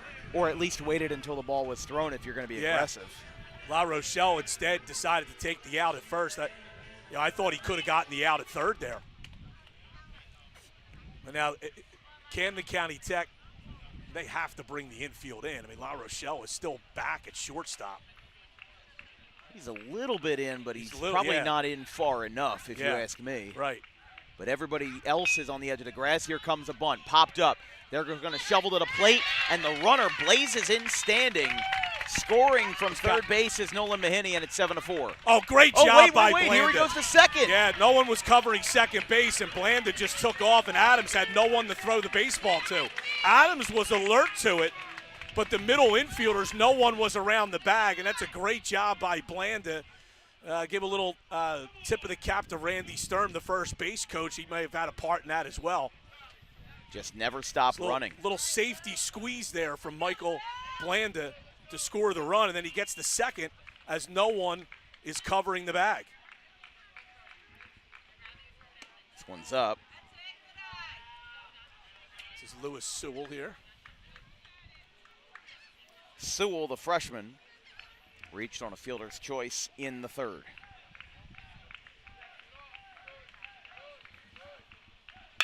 This one is poked out towards shallow center. It's going to go to second base, and it's caught. Holds the runner there. Yeah, I think Sewell got that off the end of the bat just a little bit. Which is what McWade did when he grounded out to short. We're going to have a pinch hitter. Yeah, this is Michael Blanda batting for Michael Sciarra, excuse me, batting for Will Audie. Huh. So they go with a pinch hitter and they decide to go lefty-lefty. Lefty, yeah. I mean, maybe he's one of those rare lefties that does hit his own kind well. That ball gets away. Runner's going to get to third. So ball gets past Adams, and it'll put the runner on third. I mean, I have seen lefties who have done well versus left-handed pitchers, but interesting decision here to take Audie out, or at least use up his substitution. Yeah, and I don't know, Audie had an injury last week, caused him to miss a game. You hope that didn't flare up again. Here's the 1-0.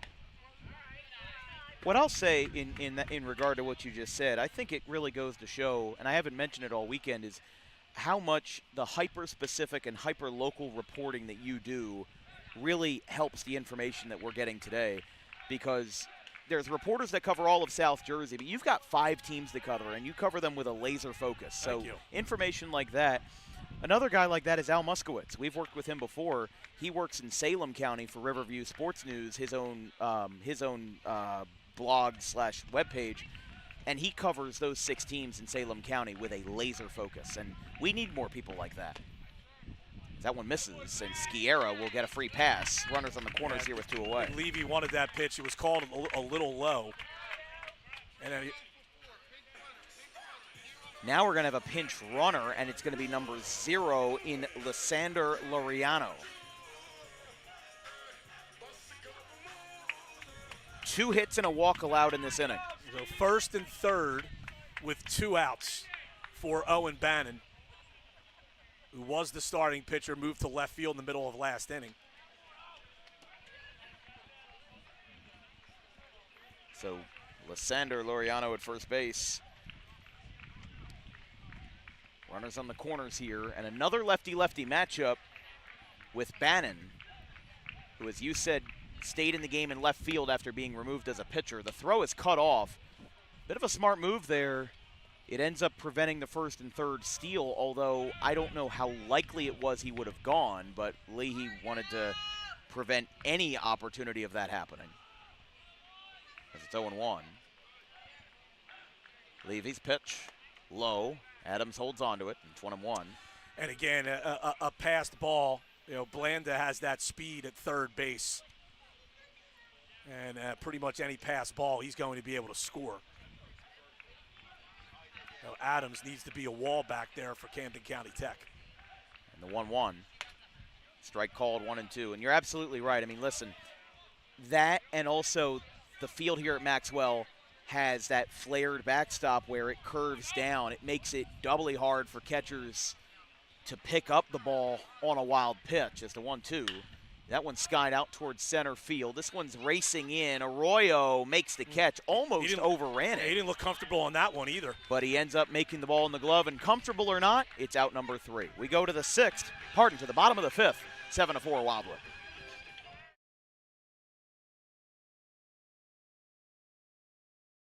Doubleheader reached first on an error in the first at-bat of Game 2.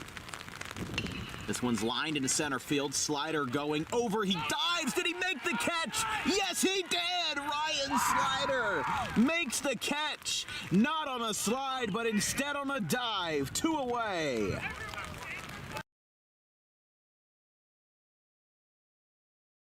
And Argabright with a full count. Outfielders in communication for the Quakers. Everyone's looking around in a tie game, bottom of the 6th. The 3-2 payoff. Ground ball. It's going to get over the head of Tolbert into left field. That's a base hit. 2-run score. Argabright delivers when asked. 5-3. Alex Argabright has given the Golden Eagles a 5-3 lead in the bottom of the 6th inning.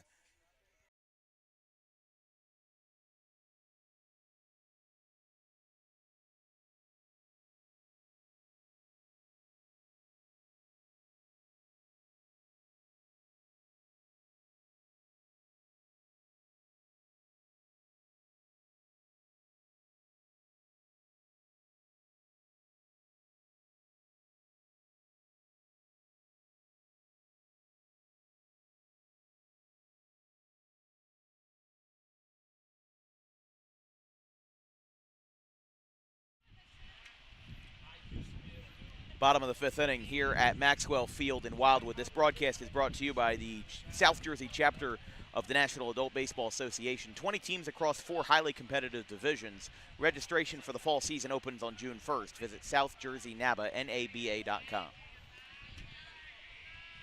First pitch to McBride. A rare stretch with nobody out. I don't know what that was all about. That looks like a quick pitch. The ball got under the glove. And it'll be McBride on first. If you're a small business owner interested in advertising with Dan Wilkins Broadcasting, we offer affordable advertising rates for any kind of business owner. Whether you're a brick and mortar store, a social media brand, or anything else, you can send us an email with an advertising inquiry at thedanwilkinsshow@gmail.com.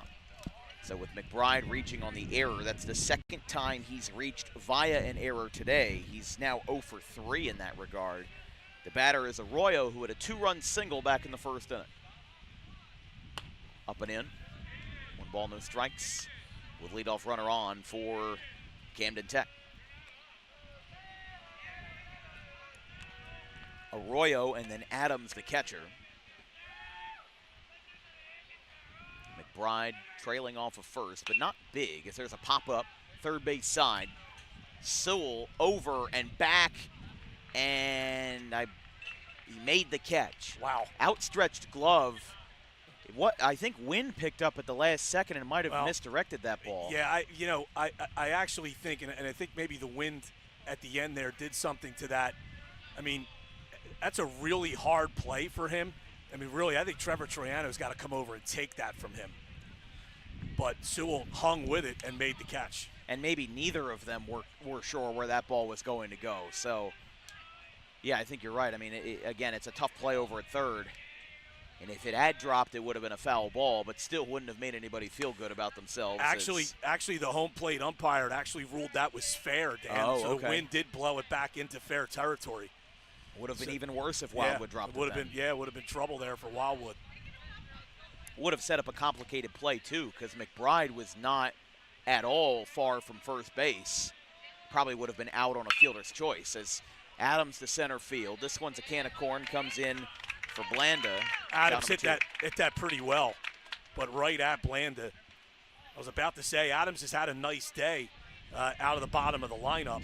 You know, he batted ninth in the first game and got a couple of hits and a couple of RBIs, and he has a hit and a run scored and a walk in this game. So this really feels like a National League game because we're now going to have the relief pitcher bat, and it's going to be number 24, the original pitcher, in Jack Levy. He has 24 at-bats this year, so more than I expected, but he's 2 for 24. His 2 hits came, one on opening day versus Penn Tech and another versus Gloucester Christian on April the 24th. Low, scooped, but ball pops out of the glove of McWade. It's 1-0.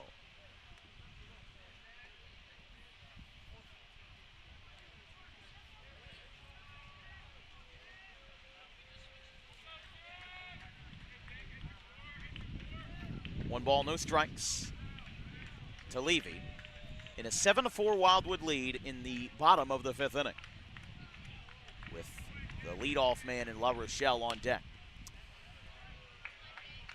But Levy not swinging on either two pitches. Yeah, again, I mean, with the 9-hitter up, you know, I think Levy's in there taking until he gets a strike, and Troyano's just got to throw the ball right down the middle. He might honestly take until he gets 2 strikes, if you ask me. Oh, no, check swing. And a foul. Went through the netting. 2-1. That was a close call. There was a kid standing right underneath the netting, and he almost got drilled with that. It is 2-1. Levy and then La Rochelle. La Rochelle had a triple in the first inning, came around to score.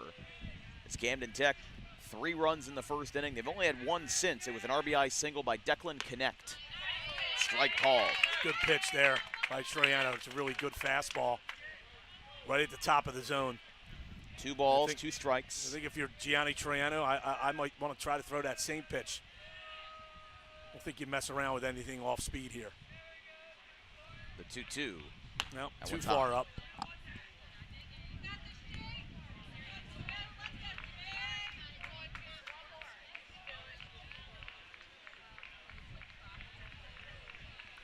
Full count, 2 outs. The runner Levy will the be pitcher. off. And if the inning continues, the leadoff man will bat in La Rochelle, and he'll take ball 4. Ball missed out, and it's a walk No, that's a to big send us to the top of the order. Yeah, that's a big ball 4 there, because as you said, top of the order now with runners on first and second in a 3-run game. And don't get me wrong, I think that was the right call. I think that it was a bit outside. Oh, that was a ball, yeah. It's just a tough break is what it is. It'll be Chase La Rochelle. McWade tried to steal it with a good frame, but even he knew it was outside. 2 outs, 2 on in a 3-run game with Gianni Troyano facing Chase La Rochelle. Strike called inside corner, 0-1. Yeah, I think, you know, especially at the high school level, it's such an advantage to the pitcher just to throw strike 1 on that first pitch. Because there's so many that don't. And to be in that category where you can consistently throw first pitch strikes puts you in a caliber above a few, as it's 1-1. You know, that's the first step, that first pitch strike. Trust me, at the college level, if you're not a pitcher who can throw a first pitch strike, your time in the game is not going to be very long at all. No, it's not. And the 1-1. Because what I'll tell you is, as that one's away, like we cover Rutgers Camden games oftentimes during their non-conference schedule, and they have 15, 16, maybe even 20 pitchers in their bullpen that they can use between their starters and their relievers. If you can't throw a first pitch strike, there's a good chance there will be somebody right behind you who can. Meanwhile, you have high school teams that only have maybe 15 players, and the coaches don't really have a choice. Another good spot there. If it's 2-2. Yeah, I think if I'm Troyano, I might try to go in there again. 2 balls, 2 strikes, 2 outs, 2 on. Deuces Wild for number 2 of Troyano versus number 2 of La Rochelle. Looks back at his catcher. He's set. Puts the glove in motion. And the 2-2. Up high, 3-2. Yeah, the problem is this is 2 straight batters at 2-2. He doesn't even throw a competitive pitch. Yeah, that's the second time he's thrown the ball up at the batter's head on 3 and 2. I certainly don't think that's what he wanted. No. Runners will be off. Here's the full count. This Oh, one boy. roped to right center field, and it will drop for a base hit, look and it at that takes a bounce. right turn. Oh my goodness, like a gyroscope on the baseball. It's an RBI double for Chase La Rochelle. How did that ball take a right turn, and it makes it 7-5? And How did that Sweeney ball- was playing very deep out there as well. You know, La Rochelle hit the triple earlier, flew out to almost the warning track in his second at bat. So they're playing the right fielder very deep. I think if Sweeney is at normal depth, that's probably a routine catch. But I also can't exactly blame Sweeney for being No, there. they probably had him back there on purpose. Because he had 2 hard hit balls, a triple and a flyout that were both hit to the exact same spot. Yeah, and then you can't blame him on the I don't know what the issue is here. First base coach, it's not Barry Galasso, that's one of their assistants. I apologize, I don't have their assistants listed. But he's talking to the base umpire. I don't know if he thinks there was some obstruction on the runner. I don't know. I don't know what he's. I don't know what it could be, but it seems like there is no further action taken. But it's an RBI double by La Rochelle. And now Camden County Tech has the tying run at second base, second and third and 2 outs here. So here's Shaw. He's had a topsy-turvy 2 games. He's had an RBI today, had 2 hits and 2 RBIs in the first game. As he cracks this one out to left center field. That will drop. Here comes the tying run. Levy scores. La Rochelle right behind him. And hobbling the second base. The kid, even though he might not be 100%, has the biggest swing of the game so far. A 2-run double in the 5th inning, and we are tied up 7 apiece here in Wildwood. What a swing by Shaw, and like we said, Well, I can't believe they can't get a runner for him and re-enter him. But yeah, he's limping out there on every play that he puts in play. Yeah. Back-to-back doubles, one to right center, one to left center. Well, and this game is tied. Yeah, and this game is shaping up. You certainly, I think, at this point, you swing the pendulum of having the advantage to Camden County Tech because they are the home team.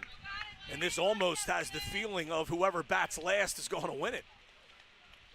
Wildwood trailed by 3 runs after a 3-run first inning, but Wildwood stormed back, showed a lot of heart, made it 5-3. Then Trevor Troyano had a solo home run to left field, made it 6-3. That one's fouled back, and then they made it 7-3. And now it's a 4-run comeback. And again, you look at the inning, and it's just that walk. That Troyano had at the bottom of the order. And now he's trying to get the final out here of the 5th. With the go-ahead run now at second. Inside, 1-0.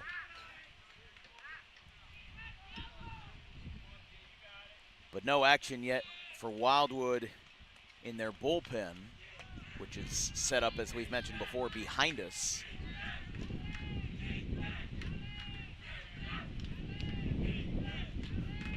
One ball, one strike. Strike called. 1-2.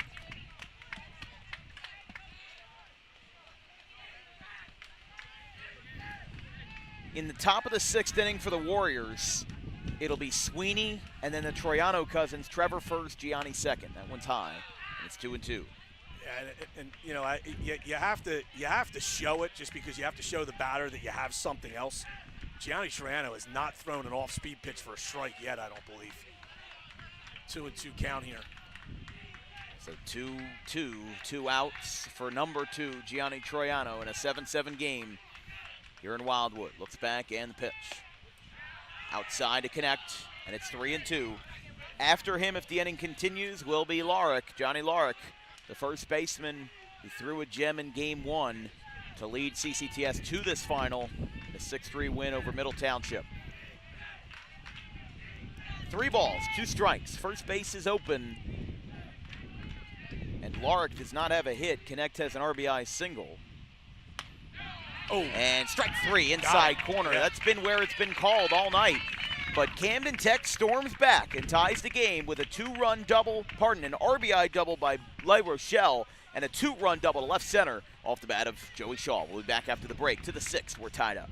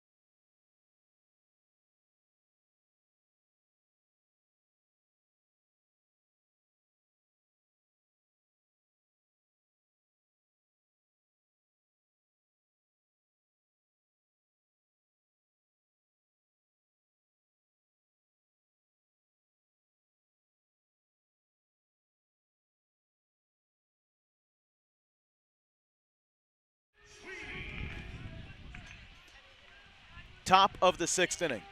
It'll be Vinny Sweeney leading us off 9-1-2. Sweeney, Trevor Troyano, and Gianni Troyano were tied up at 7 as back-to-back RBI doubles tied the game for the Warriors of Camden Tech as that one's away.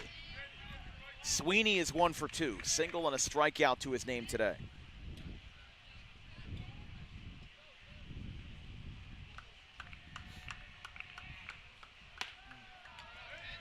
Misses that time, 2-0. And Sweeney, as the 9-hitter, is certainly not going to swing the bat until he gets a strike.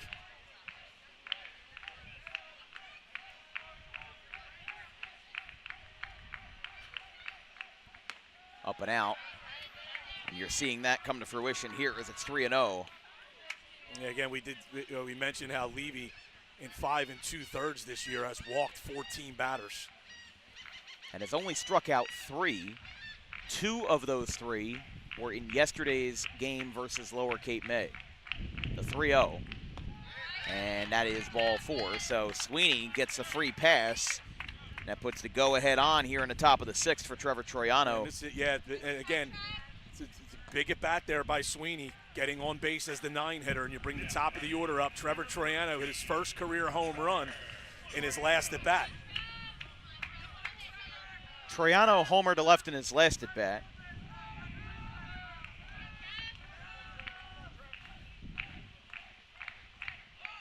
Outside, back pick to first. He goes in standing and he's safe. Bang, bang play. And Coach Randy Sturm is really screaming at Vinny Sweeney to slide back into first base on that. Yeah, just a tough situation there, but Coach using his strong presence over at first base to kind of lay down the law, if you will, as the 1-0. Outside, almost back picked again, but the first baseman was in and didn't cover the bag. Those 6 straight balls here by Levy to start the 6th inning. And now a quick meeting. It's the shortstop and the pitcher, La Rochelle and Levy. This is going to count as the player-to-player meeting.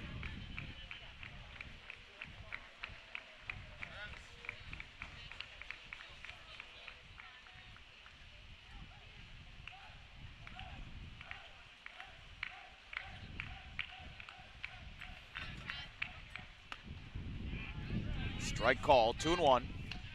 Troyano, 2 for 3.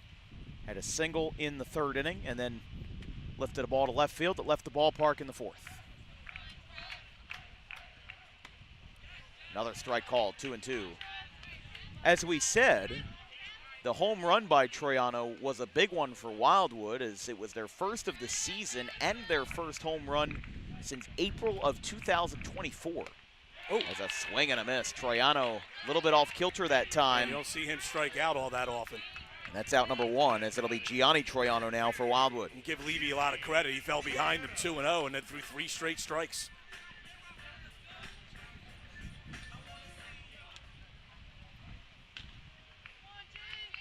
Runner on first, the go-ahead with Troyano, Gianni Troyano, taking that one at the letters and maybe just above it. It's 1-0. Gianni Troyano, who is currently the pitcher in the game, started out at second base as Owen Bannon was the starter. He's got a 2-run single to his credit. That one's away. I mean, really, if Wildwood wins this game, I am at a loss for who a player of the game candidate would be, because everybody has done something. Still a long way to go in this one. Exactly. nothing has been set in stone yet at all. Oh, fly ball popped up, and he just swung at ball 3 too. Out to short, and La Rochelle barely brings it in. Wow, he swung at ball 3 there. And that will be out number 2 for Mahiney. Mahiney 1 for 3, doubled in the 5th. Yeah, he got that, kind of a gift double when the center fielder, Arroyo, didn't see the ball off the bat. It was really what should have been really a routine fly ball that Arroyo, had he seen it, would have been able to run about 20 feet to his right. But given the fact that it didn't hit a player, yeah, it's got no error. It's a base hit. Not an error. That one's up, 1-0.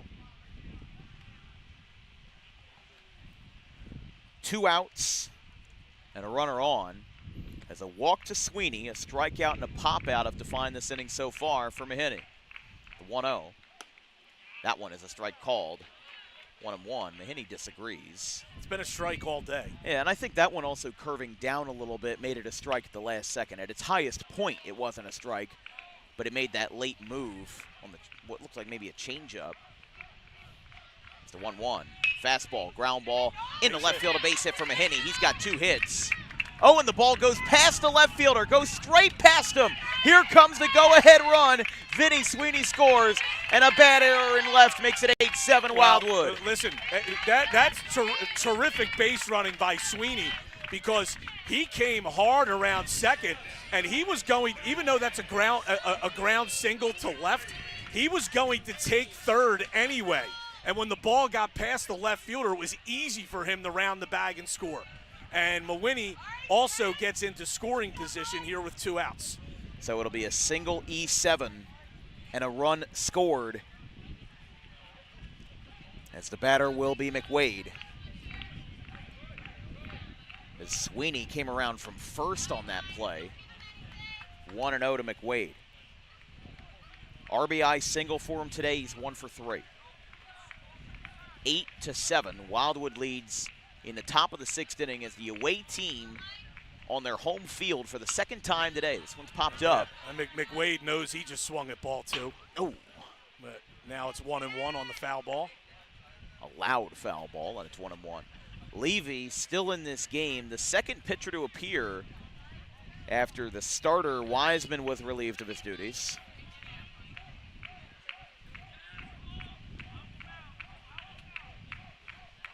That's a 1-1.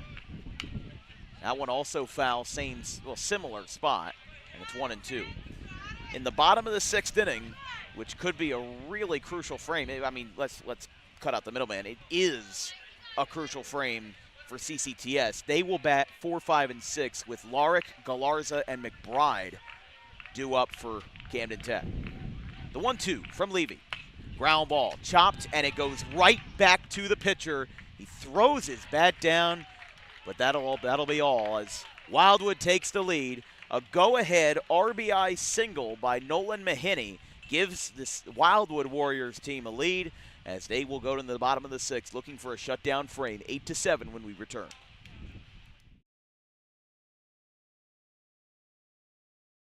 And Argabright with a full count. Outfielders in communication for the Quakers.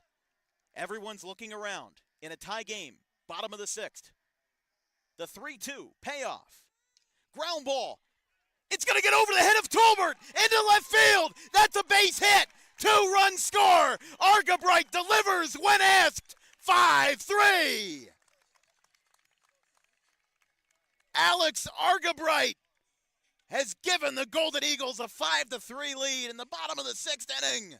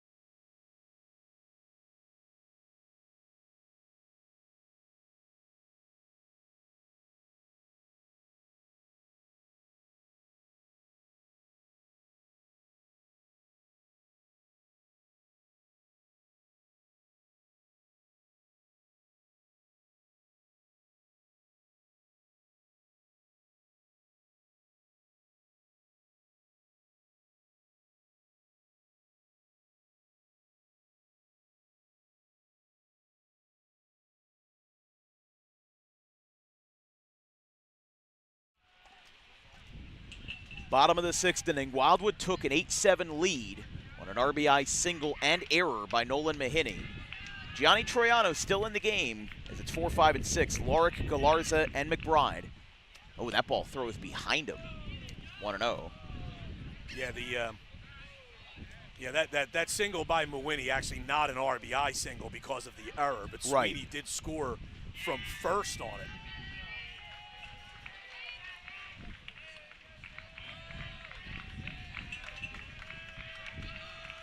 One ball, no strikes. Troyano ready. Up high. Can we get a check on how many he's at right now? Because Bannon, if I'm correct, was around 60 or 70 when he left. Bannon was in the 70s, I believe. And that was just after 3 1/3 innings. Bannon had thrown 76. Gianni Troyano, this is his 39th pitch. Not as much as I had thought, but there was also, during that stretch where CCTS came back, there was a lot of early swings. Yeah, and this is what you can't have if you're Wildwood. You know, you just took the lead, and now you go 3-0 on the leadoff hitter. And that'll be a strike called to Lorick. 3 balls, 1 strike. He is 0 for 2. A walk, a pop out, and a strikeout to his name. Fly ball. This one could stay in play. Mahiney has plenty of room. Oh, and he dropped it. And he is beside himself as Mahiney had that ball right in his basket and he dropped it. It's 3-2. It's a break for Camden Tech. Yeah, it sure is.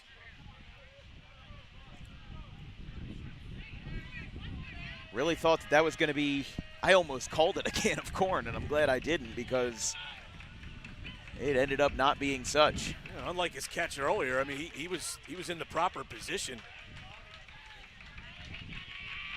3 balls, 2 strikes to Lorick. High chopper, third base side. That's a hit. That's going to get down, and a bobble by Sewell.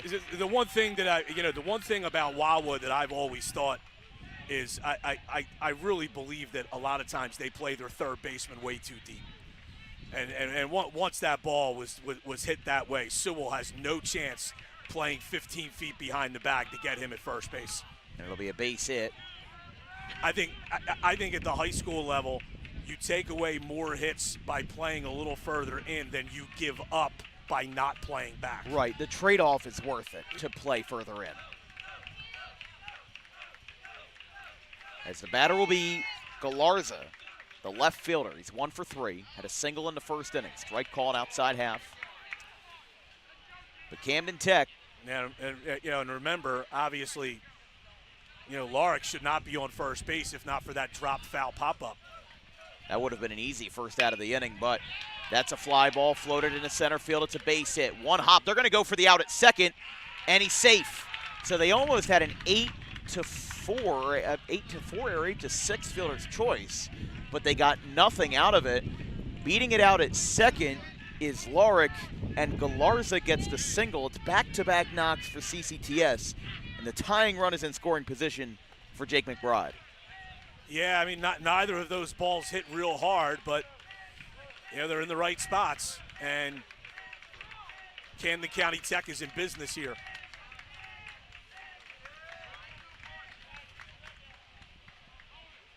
Home plate umpire John Dubel asked anyone not in the on-deck circle to go back into the dugout. Obviously, safety concern. Don't want anybody getting speared with a foul ball.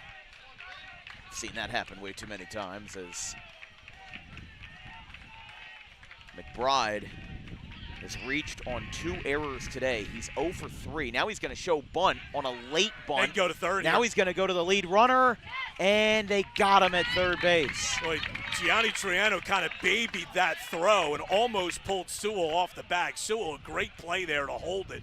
And it puts and runners on first and second with 1 away. And the batter will now be Arroyo, the center fielder. He had a 2-run single in that first inning, but he's also 1 for 3. Unfortunate for Camden County Tech there on that bunt. It hit, I believe it hit the plate and then bounced way up in the air for Gianni Troyano to field quickly, and they were easily able to get the lead runner at third. But that's the best case scenario for Wildwood. Get that lead runner, and you can set up a double play ball. Third base, they're going to tag the lead bag. Throw to first is late. Runner gets in there. Yeah, Arroyo can run. That's a good play by Sewell to get the lead runner there at third, excuse me. That's really the only, that is the smartest play he can make there, get that lead runner. And you give it a shot at first, but you know that the chance of getting Arroyo is slim to none. Like we said, he had 10 stolen bases as a sophomore. He's had 18 as a junior, including 1 today in the 2 games that he's played. And now you're going to be setting up same situation, 2 outs, 2 on in a 1-run game. Huge at bat here for Adams to try to get the tying run in. Tying run at second. You're in the bottom of the 6th, 2 outs. Galarza was the runner out at third after back-to-back fielders' choices, as Adams takes away 1-0. And again, no further action in Wildwood's bullpen. Gianni Troyano has pitched a conservative game. He has been very efficient. So we'll see if Rich Hans chooses to keep him out for the 9th, if this would be a safe situation if the score holds. Line drive off the mound. It goes into center field. Rounding third is McBride. Here comes the throw to the plate. It's going to be a bang-bang play. He is safe. McWade missed the tag, and Camden Tech has tied it at 8. RBI single off the bat of the 8-hitter Cole Adams. And we are tied again in Wildwood in a roller coaster game, unlike those at Morey's Piers. It's 8-8.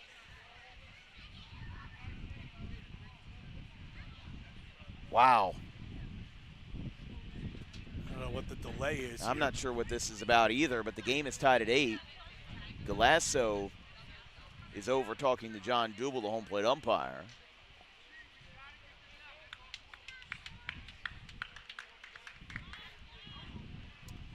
Yeah, McWade had to go get the baseball as the throw kind of lost steam as it came in, and when he ran out in front of the plate to grab it, he just didn't have enough time to swing back and get the runner at home. And now Camden County Tech has the go-ahead run at third base. That's Arroyo on third. There's a runner at first. It's Drayton, and now the pitcher, Leahy, to right field. It's down. Pitchers can rake. His 3rd hit of the year is a go-ahead knock to second base. He's rounding third. He's rounding to third. 2-run score.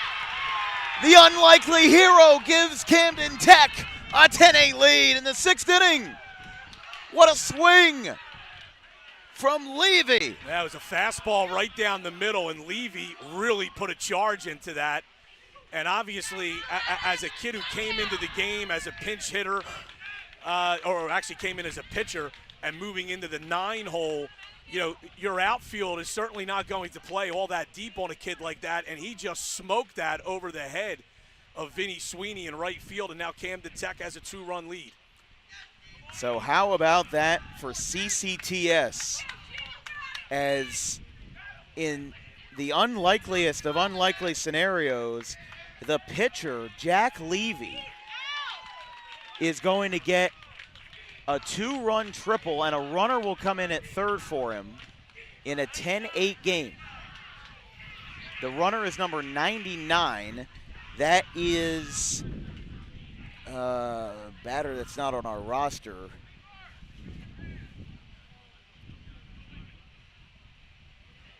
Don't have the name on it, but Charles Hoke comes out to give him one and give him a sliding mitt, it looked like. That's another name that didn't appear in the lineup in game 2. I was a little bit surprised.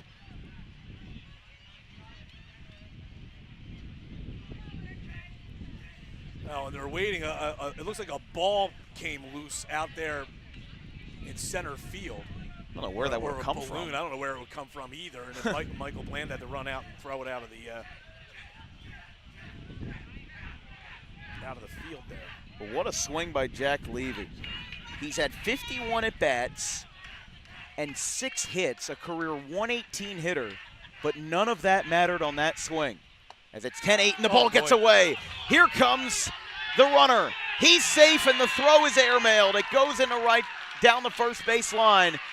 And Camden Tech has stormed back to make it an 11-8 game in the bottom of the 6th inning. And Brian, you were right that when we were talking about this game in the top of the 6th, that by no means was it over, and another chapter's added on that one.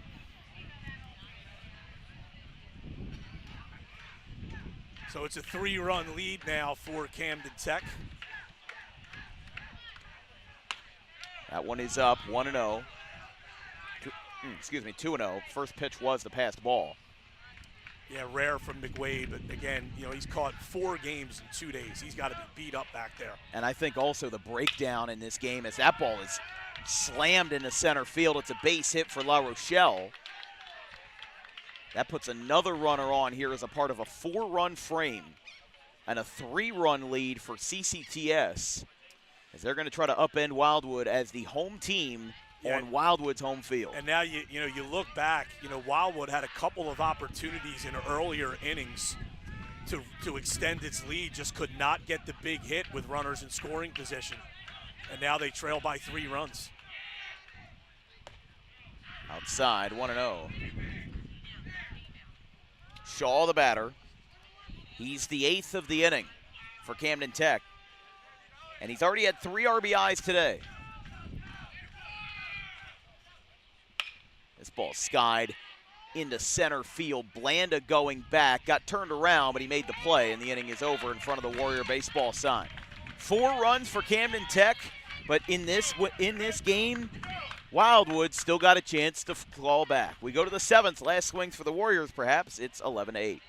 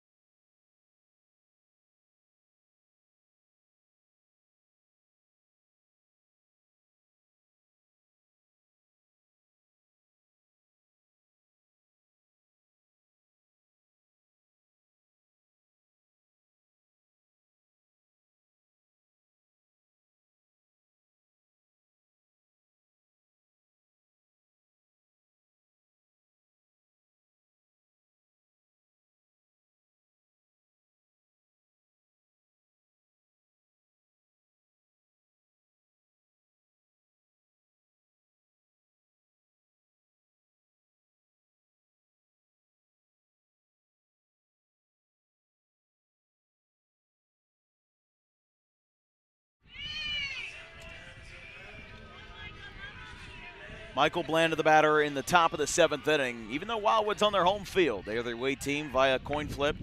in the Southern Cape Strikeout Cancer Classic. Very entertaining games across all three today as Blanda takes up high. It's Blanda, Sewell, and we have Sciarra, but Audie could re-enter the game in his place as there is the one substitution remaining. The 1-0 from Levy. You look back to that last inning, Dan, and that that dropped foul pop-up on the leadoff hitter, who then ends up getting a swinging bunt base hit. It changed the whole tenor of the inning. Should have been one out, nobody on. Time not granted. Levy, the 2-0. Strike down the pipe. Makes it 2-1. Blanda 1 for 2, a walk and an RBI single to his name today. Not going to get time that time either. The 2-1. That one's high, 3-1.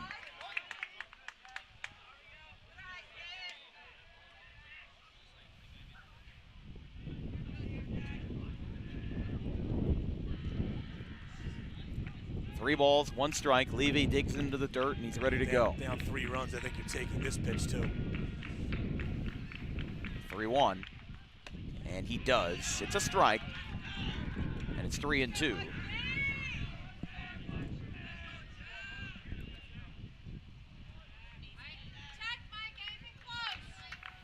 Three balls, 2 strikes from Jack Levy to Michael Blanda, and he takes that one well upstairs over his head. It's his second walk, and that puts stuff in motion for Wildwood. Yeah, Blanda didn't even have to make a decision on that pitch. That was a ball out of his hand. Here's Sewell, and I would imagine he's going to stand in there and take till he gets a strike as well.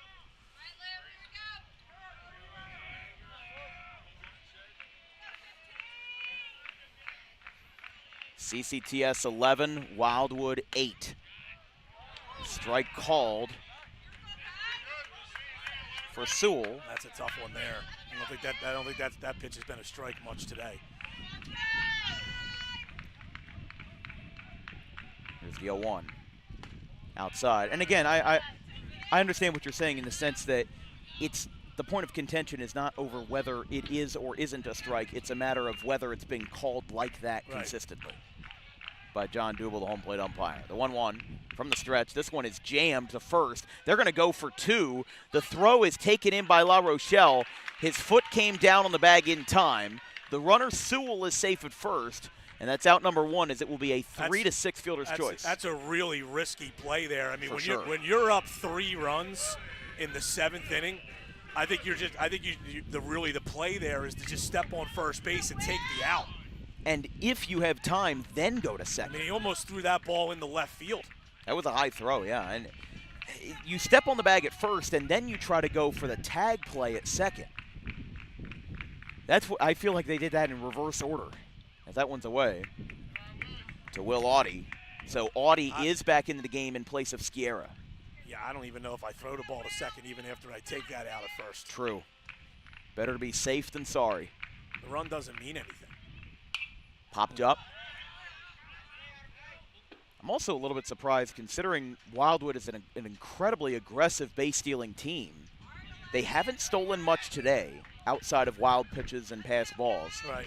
And the run doesn't mean anything. Try to go for at least something on defensive indifference. Make your odds at least marginally better. Well, you're not going to steal here. Yeah, first of all, you got a left-handed pitcher who has not thrown to first base. You don't even know what his move is. And you're down 3 runs. You are not going to steal here. That's true. That's true. 2-1 to Audie. Low and out. Adams looks back at first, but the runner content on getting back. In the on-deck circle will be the starting pitcher of today's game, and now in left field, the freshman Owen Bannon for Wildwood in an 11-8 game for Camden County Tech. Warrior versus Warrior, and a game that has been full of Warriors. As the 3-1 is a strike called. 3-2 now.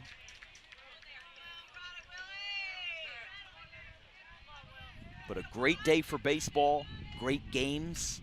Wildwood beat Lower 6-2, CCTS beat Middle 6-3 to set up this finale. The 3-2. Oh, that one got a big piece of Cole Adams. It lands in the scaffolding behind the plate. That ball ricocheted up on the foul ball. Count is still full at 3-2.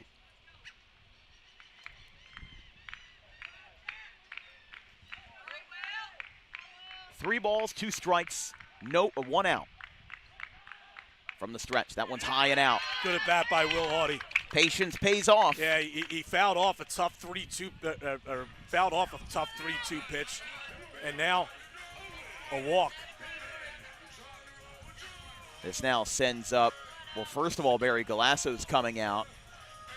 Now remember, they're going to send Matt Mayer into pinch run for Audie, and that means that Audie is now out of the game because he was subbed out earlier and pinch hit for, and now he re-entered there, so he is now out of the game. Yeah, he was pinch hit for by Sciarra, and then that was his second substitution, so he will not be in. And we are going to now have, I believe, another runner for Lewis Sewell. That's number 24 in Cam Menkins. Now, Levy's going to stay in the game after a lengthy talk with Galasso. Remember, there is no save situation here because he entered the game actually when CCTS was down, so he would be in line for the win in a game that's had a ton of lead changes as a Wildwood player returns some baseballs to the umpire. So Wildwood does get the tying run to the plate here, trailing 11-8 in the top of the 7th, 1 out. And Bannon, the lefty, will face Levy. I think Bannon's going to be standing in there until he gets a strike. Pitcher versus former pitcher, if you will, as the first pitch. Strike called, 0-1. Bannon, who started the game, made it through 3 1/3, gave up a handful of runs, but 2 strikeouts. And honestly, his first inning was not that great, but the second and the third were really shutdown frames. He's walked in this game. The 0-1 is low. And I'm not particularly sure why La Rochelle is paying so much attention to Menkins at second base. He's kind of leaving a hole there between short and third. You're up 3 runs. Yeah, I don't think it's that pertinent of an issue. You know, he's kind of moving towards second there a little too much, I think. 1-1 is hitting the right field. This ball is up, and it drops for a base hit. Station to station, stop sign at third. It's a base hit off the bat of Owen Bannon in the 8th slot. And now this is going to send up the right fielder, Vinny Fusco Sweeney, in the top of the 7th. And the bases are loaded here. Good decision there by Rich Hans at third base not to send the runner. You're down 3 runs. So they have the tying run at first base now, with the bases loaded with 1 out. And this being the longest game of them all, up over 2 hours and 40 minutes. But a high-scoring affair has made it worth it here at Maxwell Field. Wonderful day for a wonderful set of games. And Sweeney takes a strike. That's really good by him to get ahead there.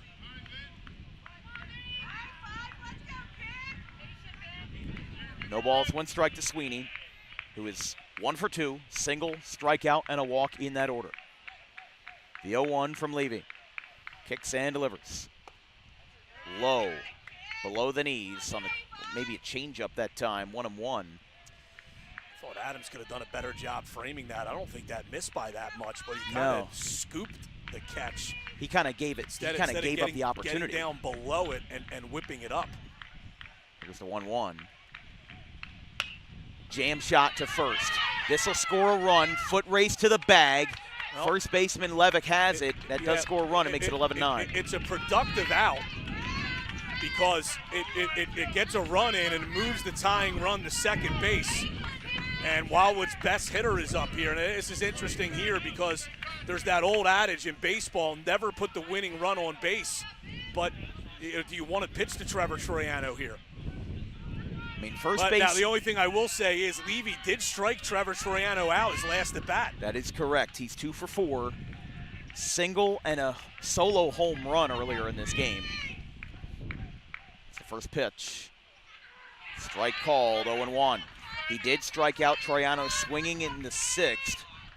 As there's 2 outs, 2 runners in scoring position.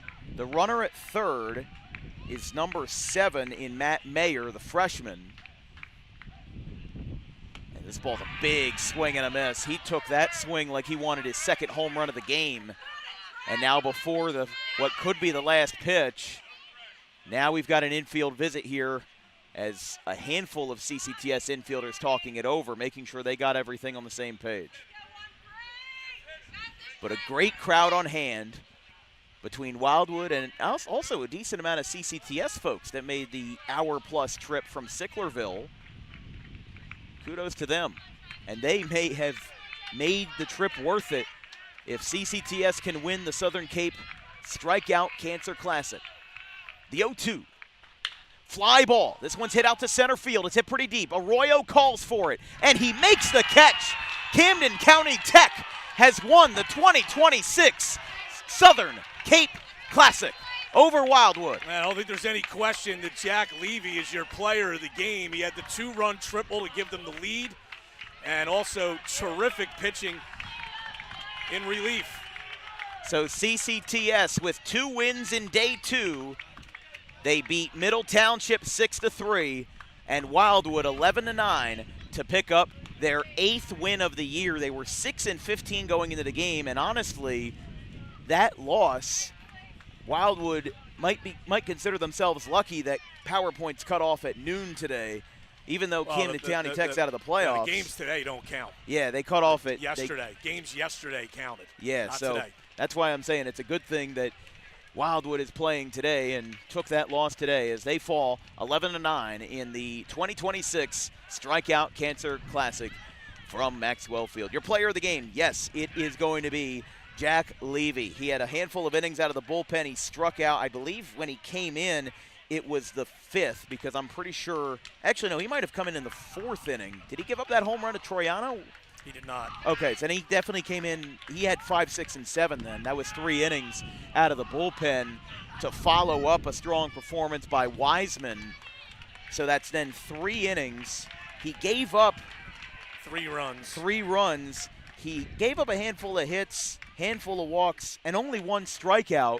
But what he did on the hitter's side was the unlikeliest and most heroic part of the game, a 2-run triple to right field, as Camden County Tech tops Wildwood 11-9. Oh, that's a big trophy. That is a massive trophy. Brian Cuniff's going to go out onto the field and make some announcements as Barry Galasso gets awarded the Southern Cape Classic Trophy. This is the first year of this tournament in its newest format. Held at Lower Cape May last year in the Caper Classic. Your 2026 Southern Classic Tournament champions, the Camden County Tech Warriors. Let's listen in.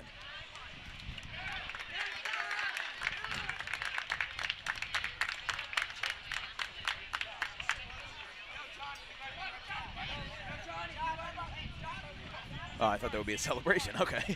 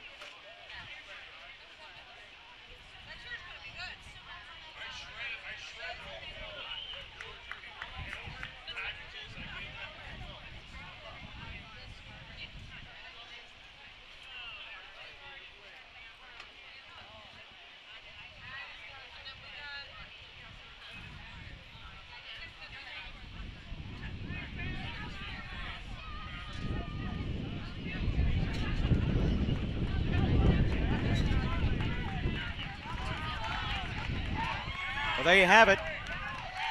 Raise the trophy. Camden County Tech. Southern Cape Classic Strikeout Cancer Tournament champions. They defeated Middle Township in day 2, 6-3, and then topped Wildwood by a score of 11-9 to win the title. From our entire crew, our social media coordinator, Haley Mejia, our graphics crew, Caleb Lane, Carson Rosso, and Fisher Giannotti, my producer, Ben Wilden of Pittman High School, my color commentator, Brian Kniff of Cape Atlantic Live. I want to say thank you to him. He's been an excellent help for us when we cover Wildwood. I also want to say thank you to Rich Hans, as I believe they just handed out the tournament MVP. Something's got to go to Jack Levy, right? And they will.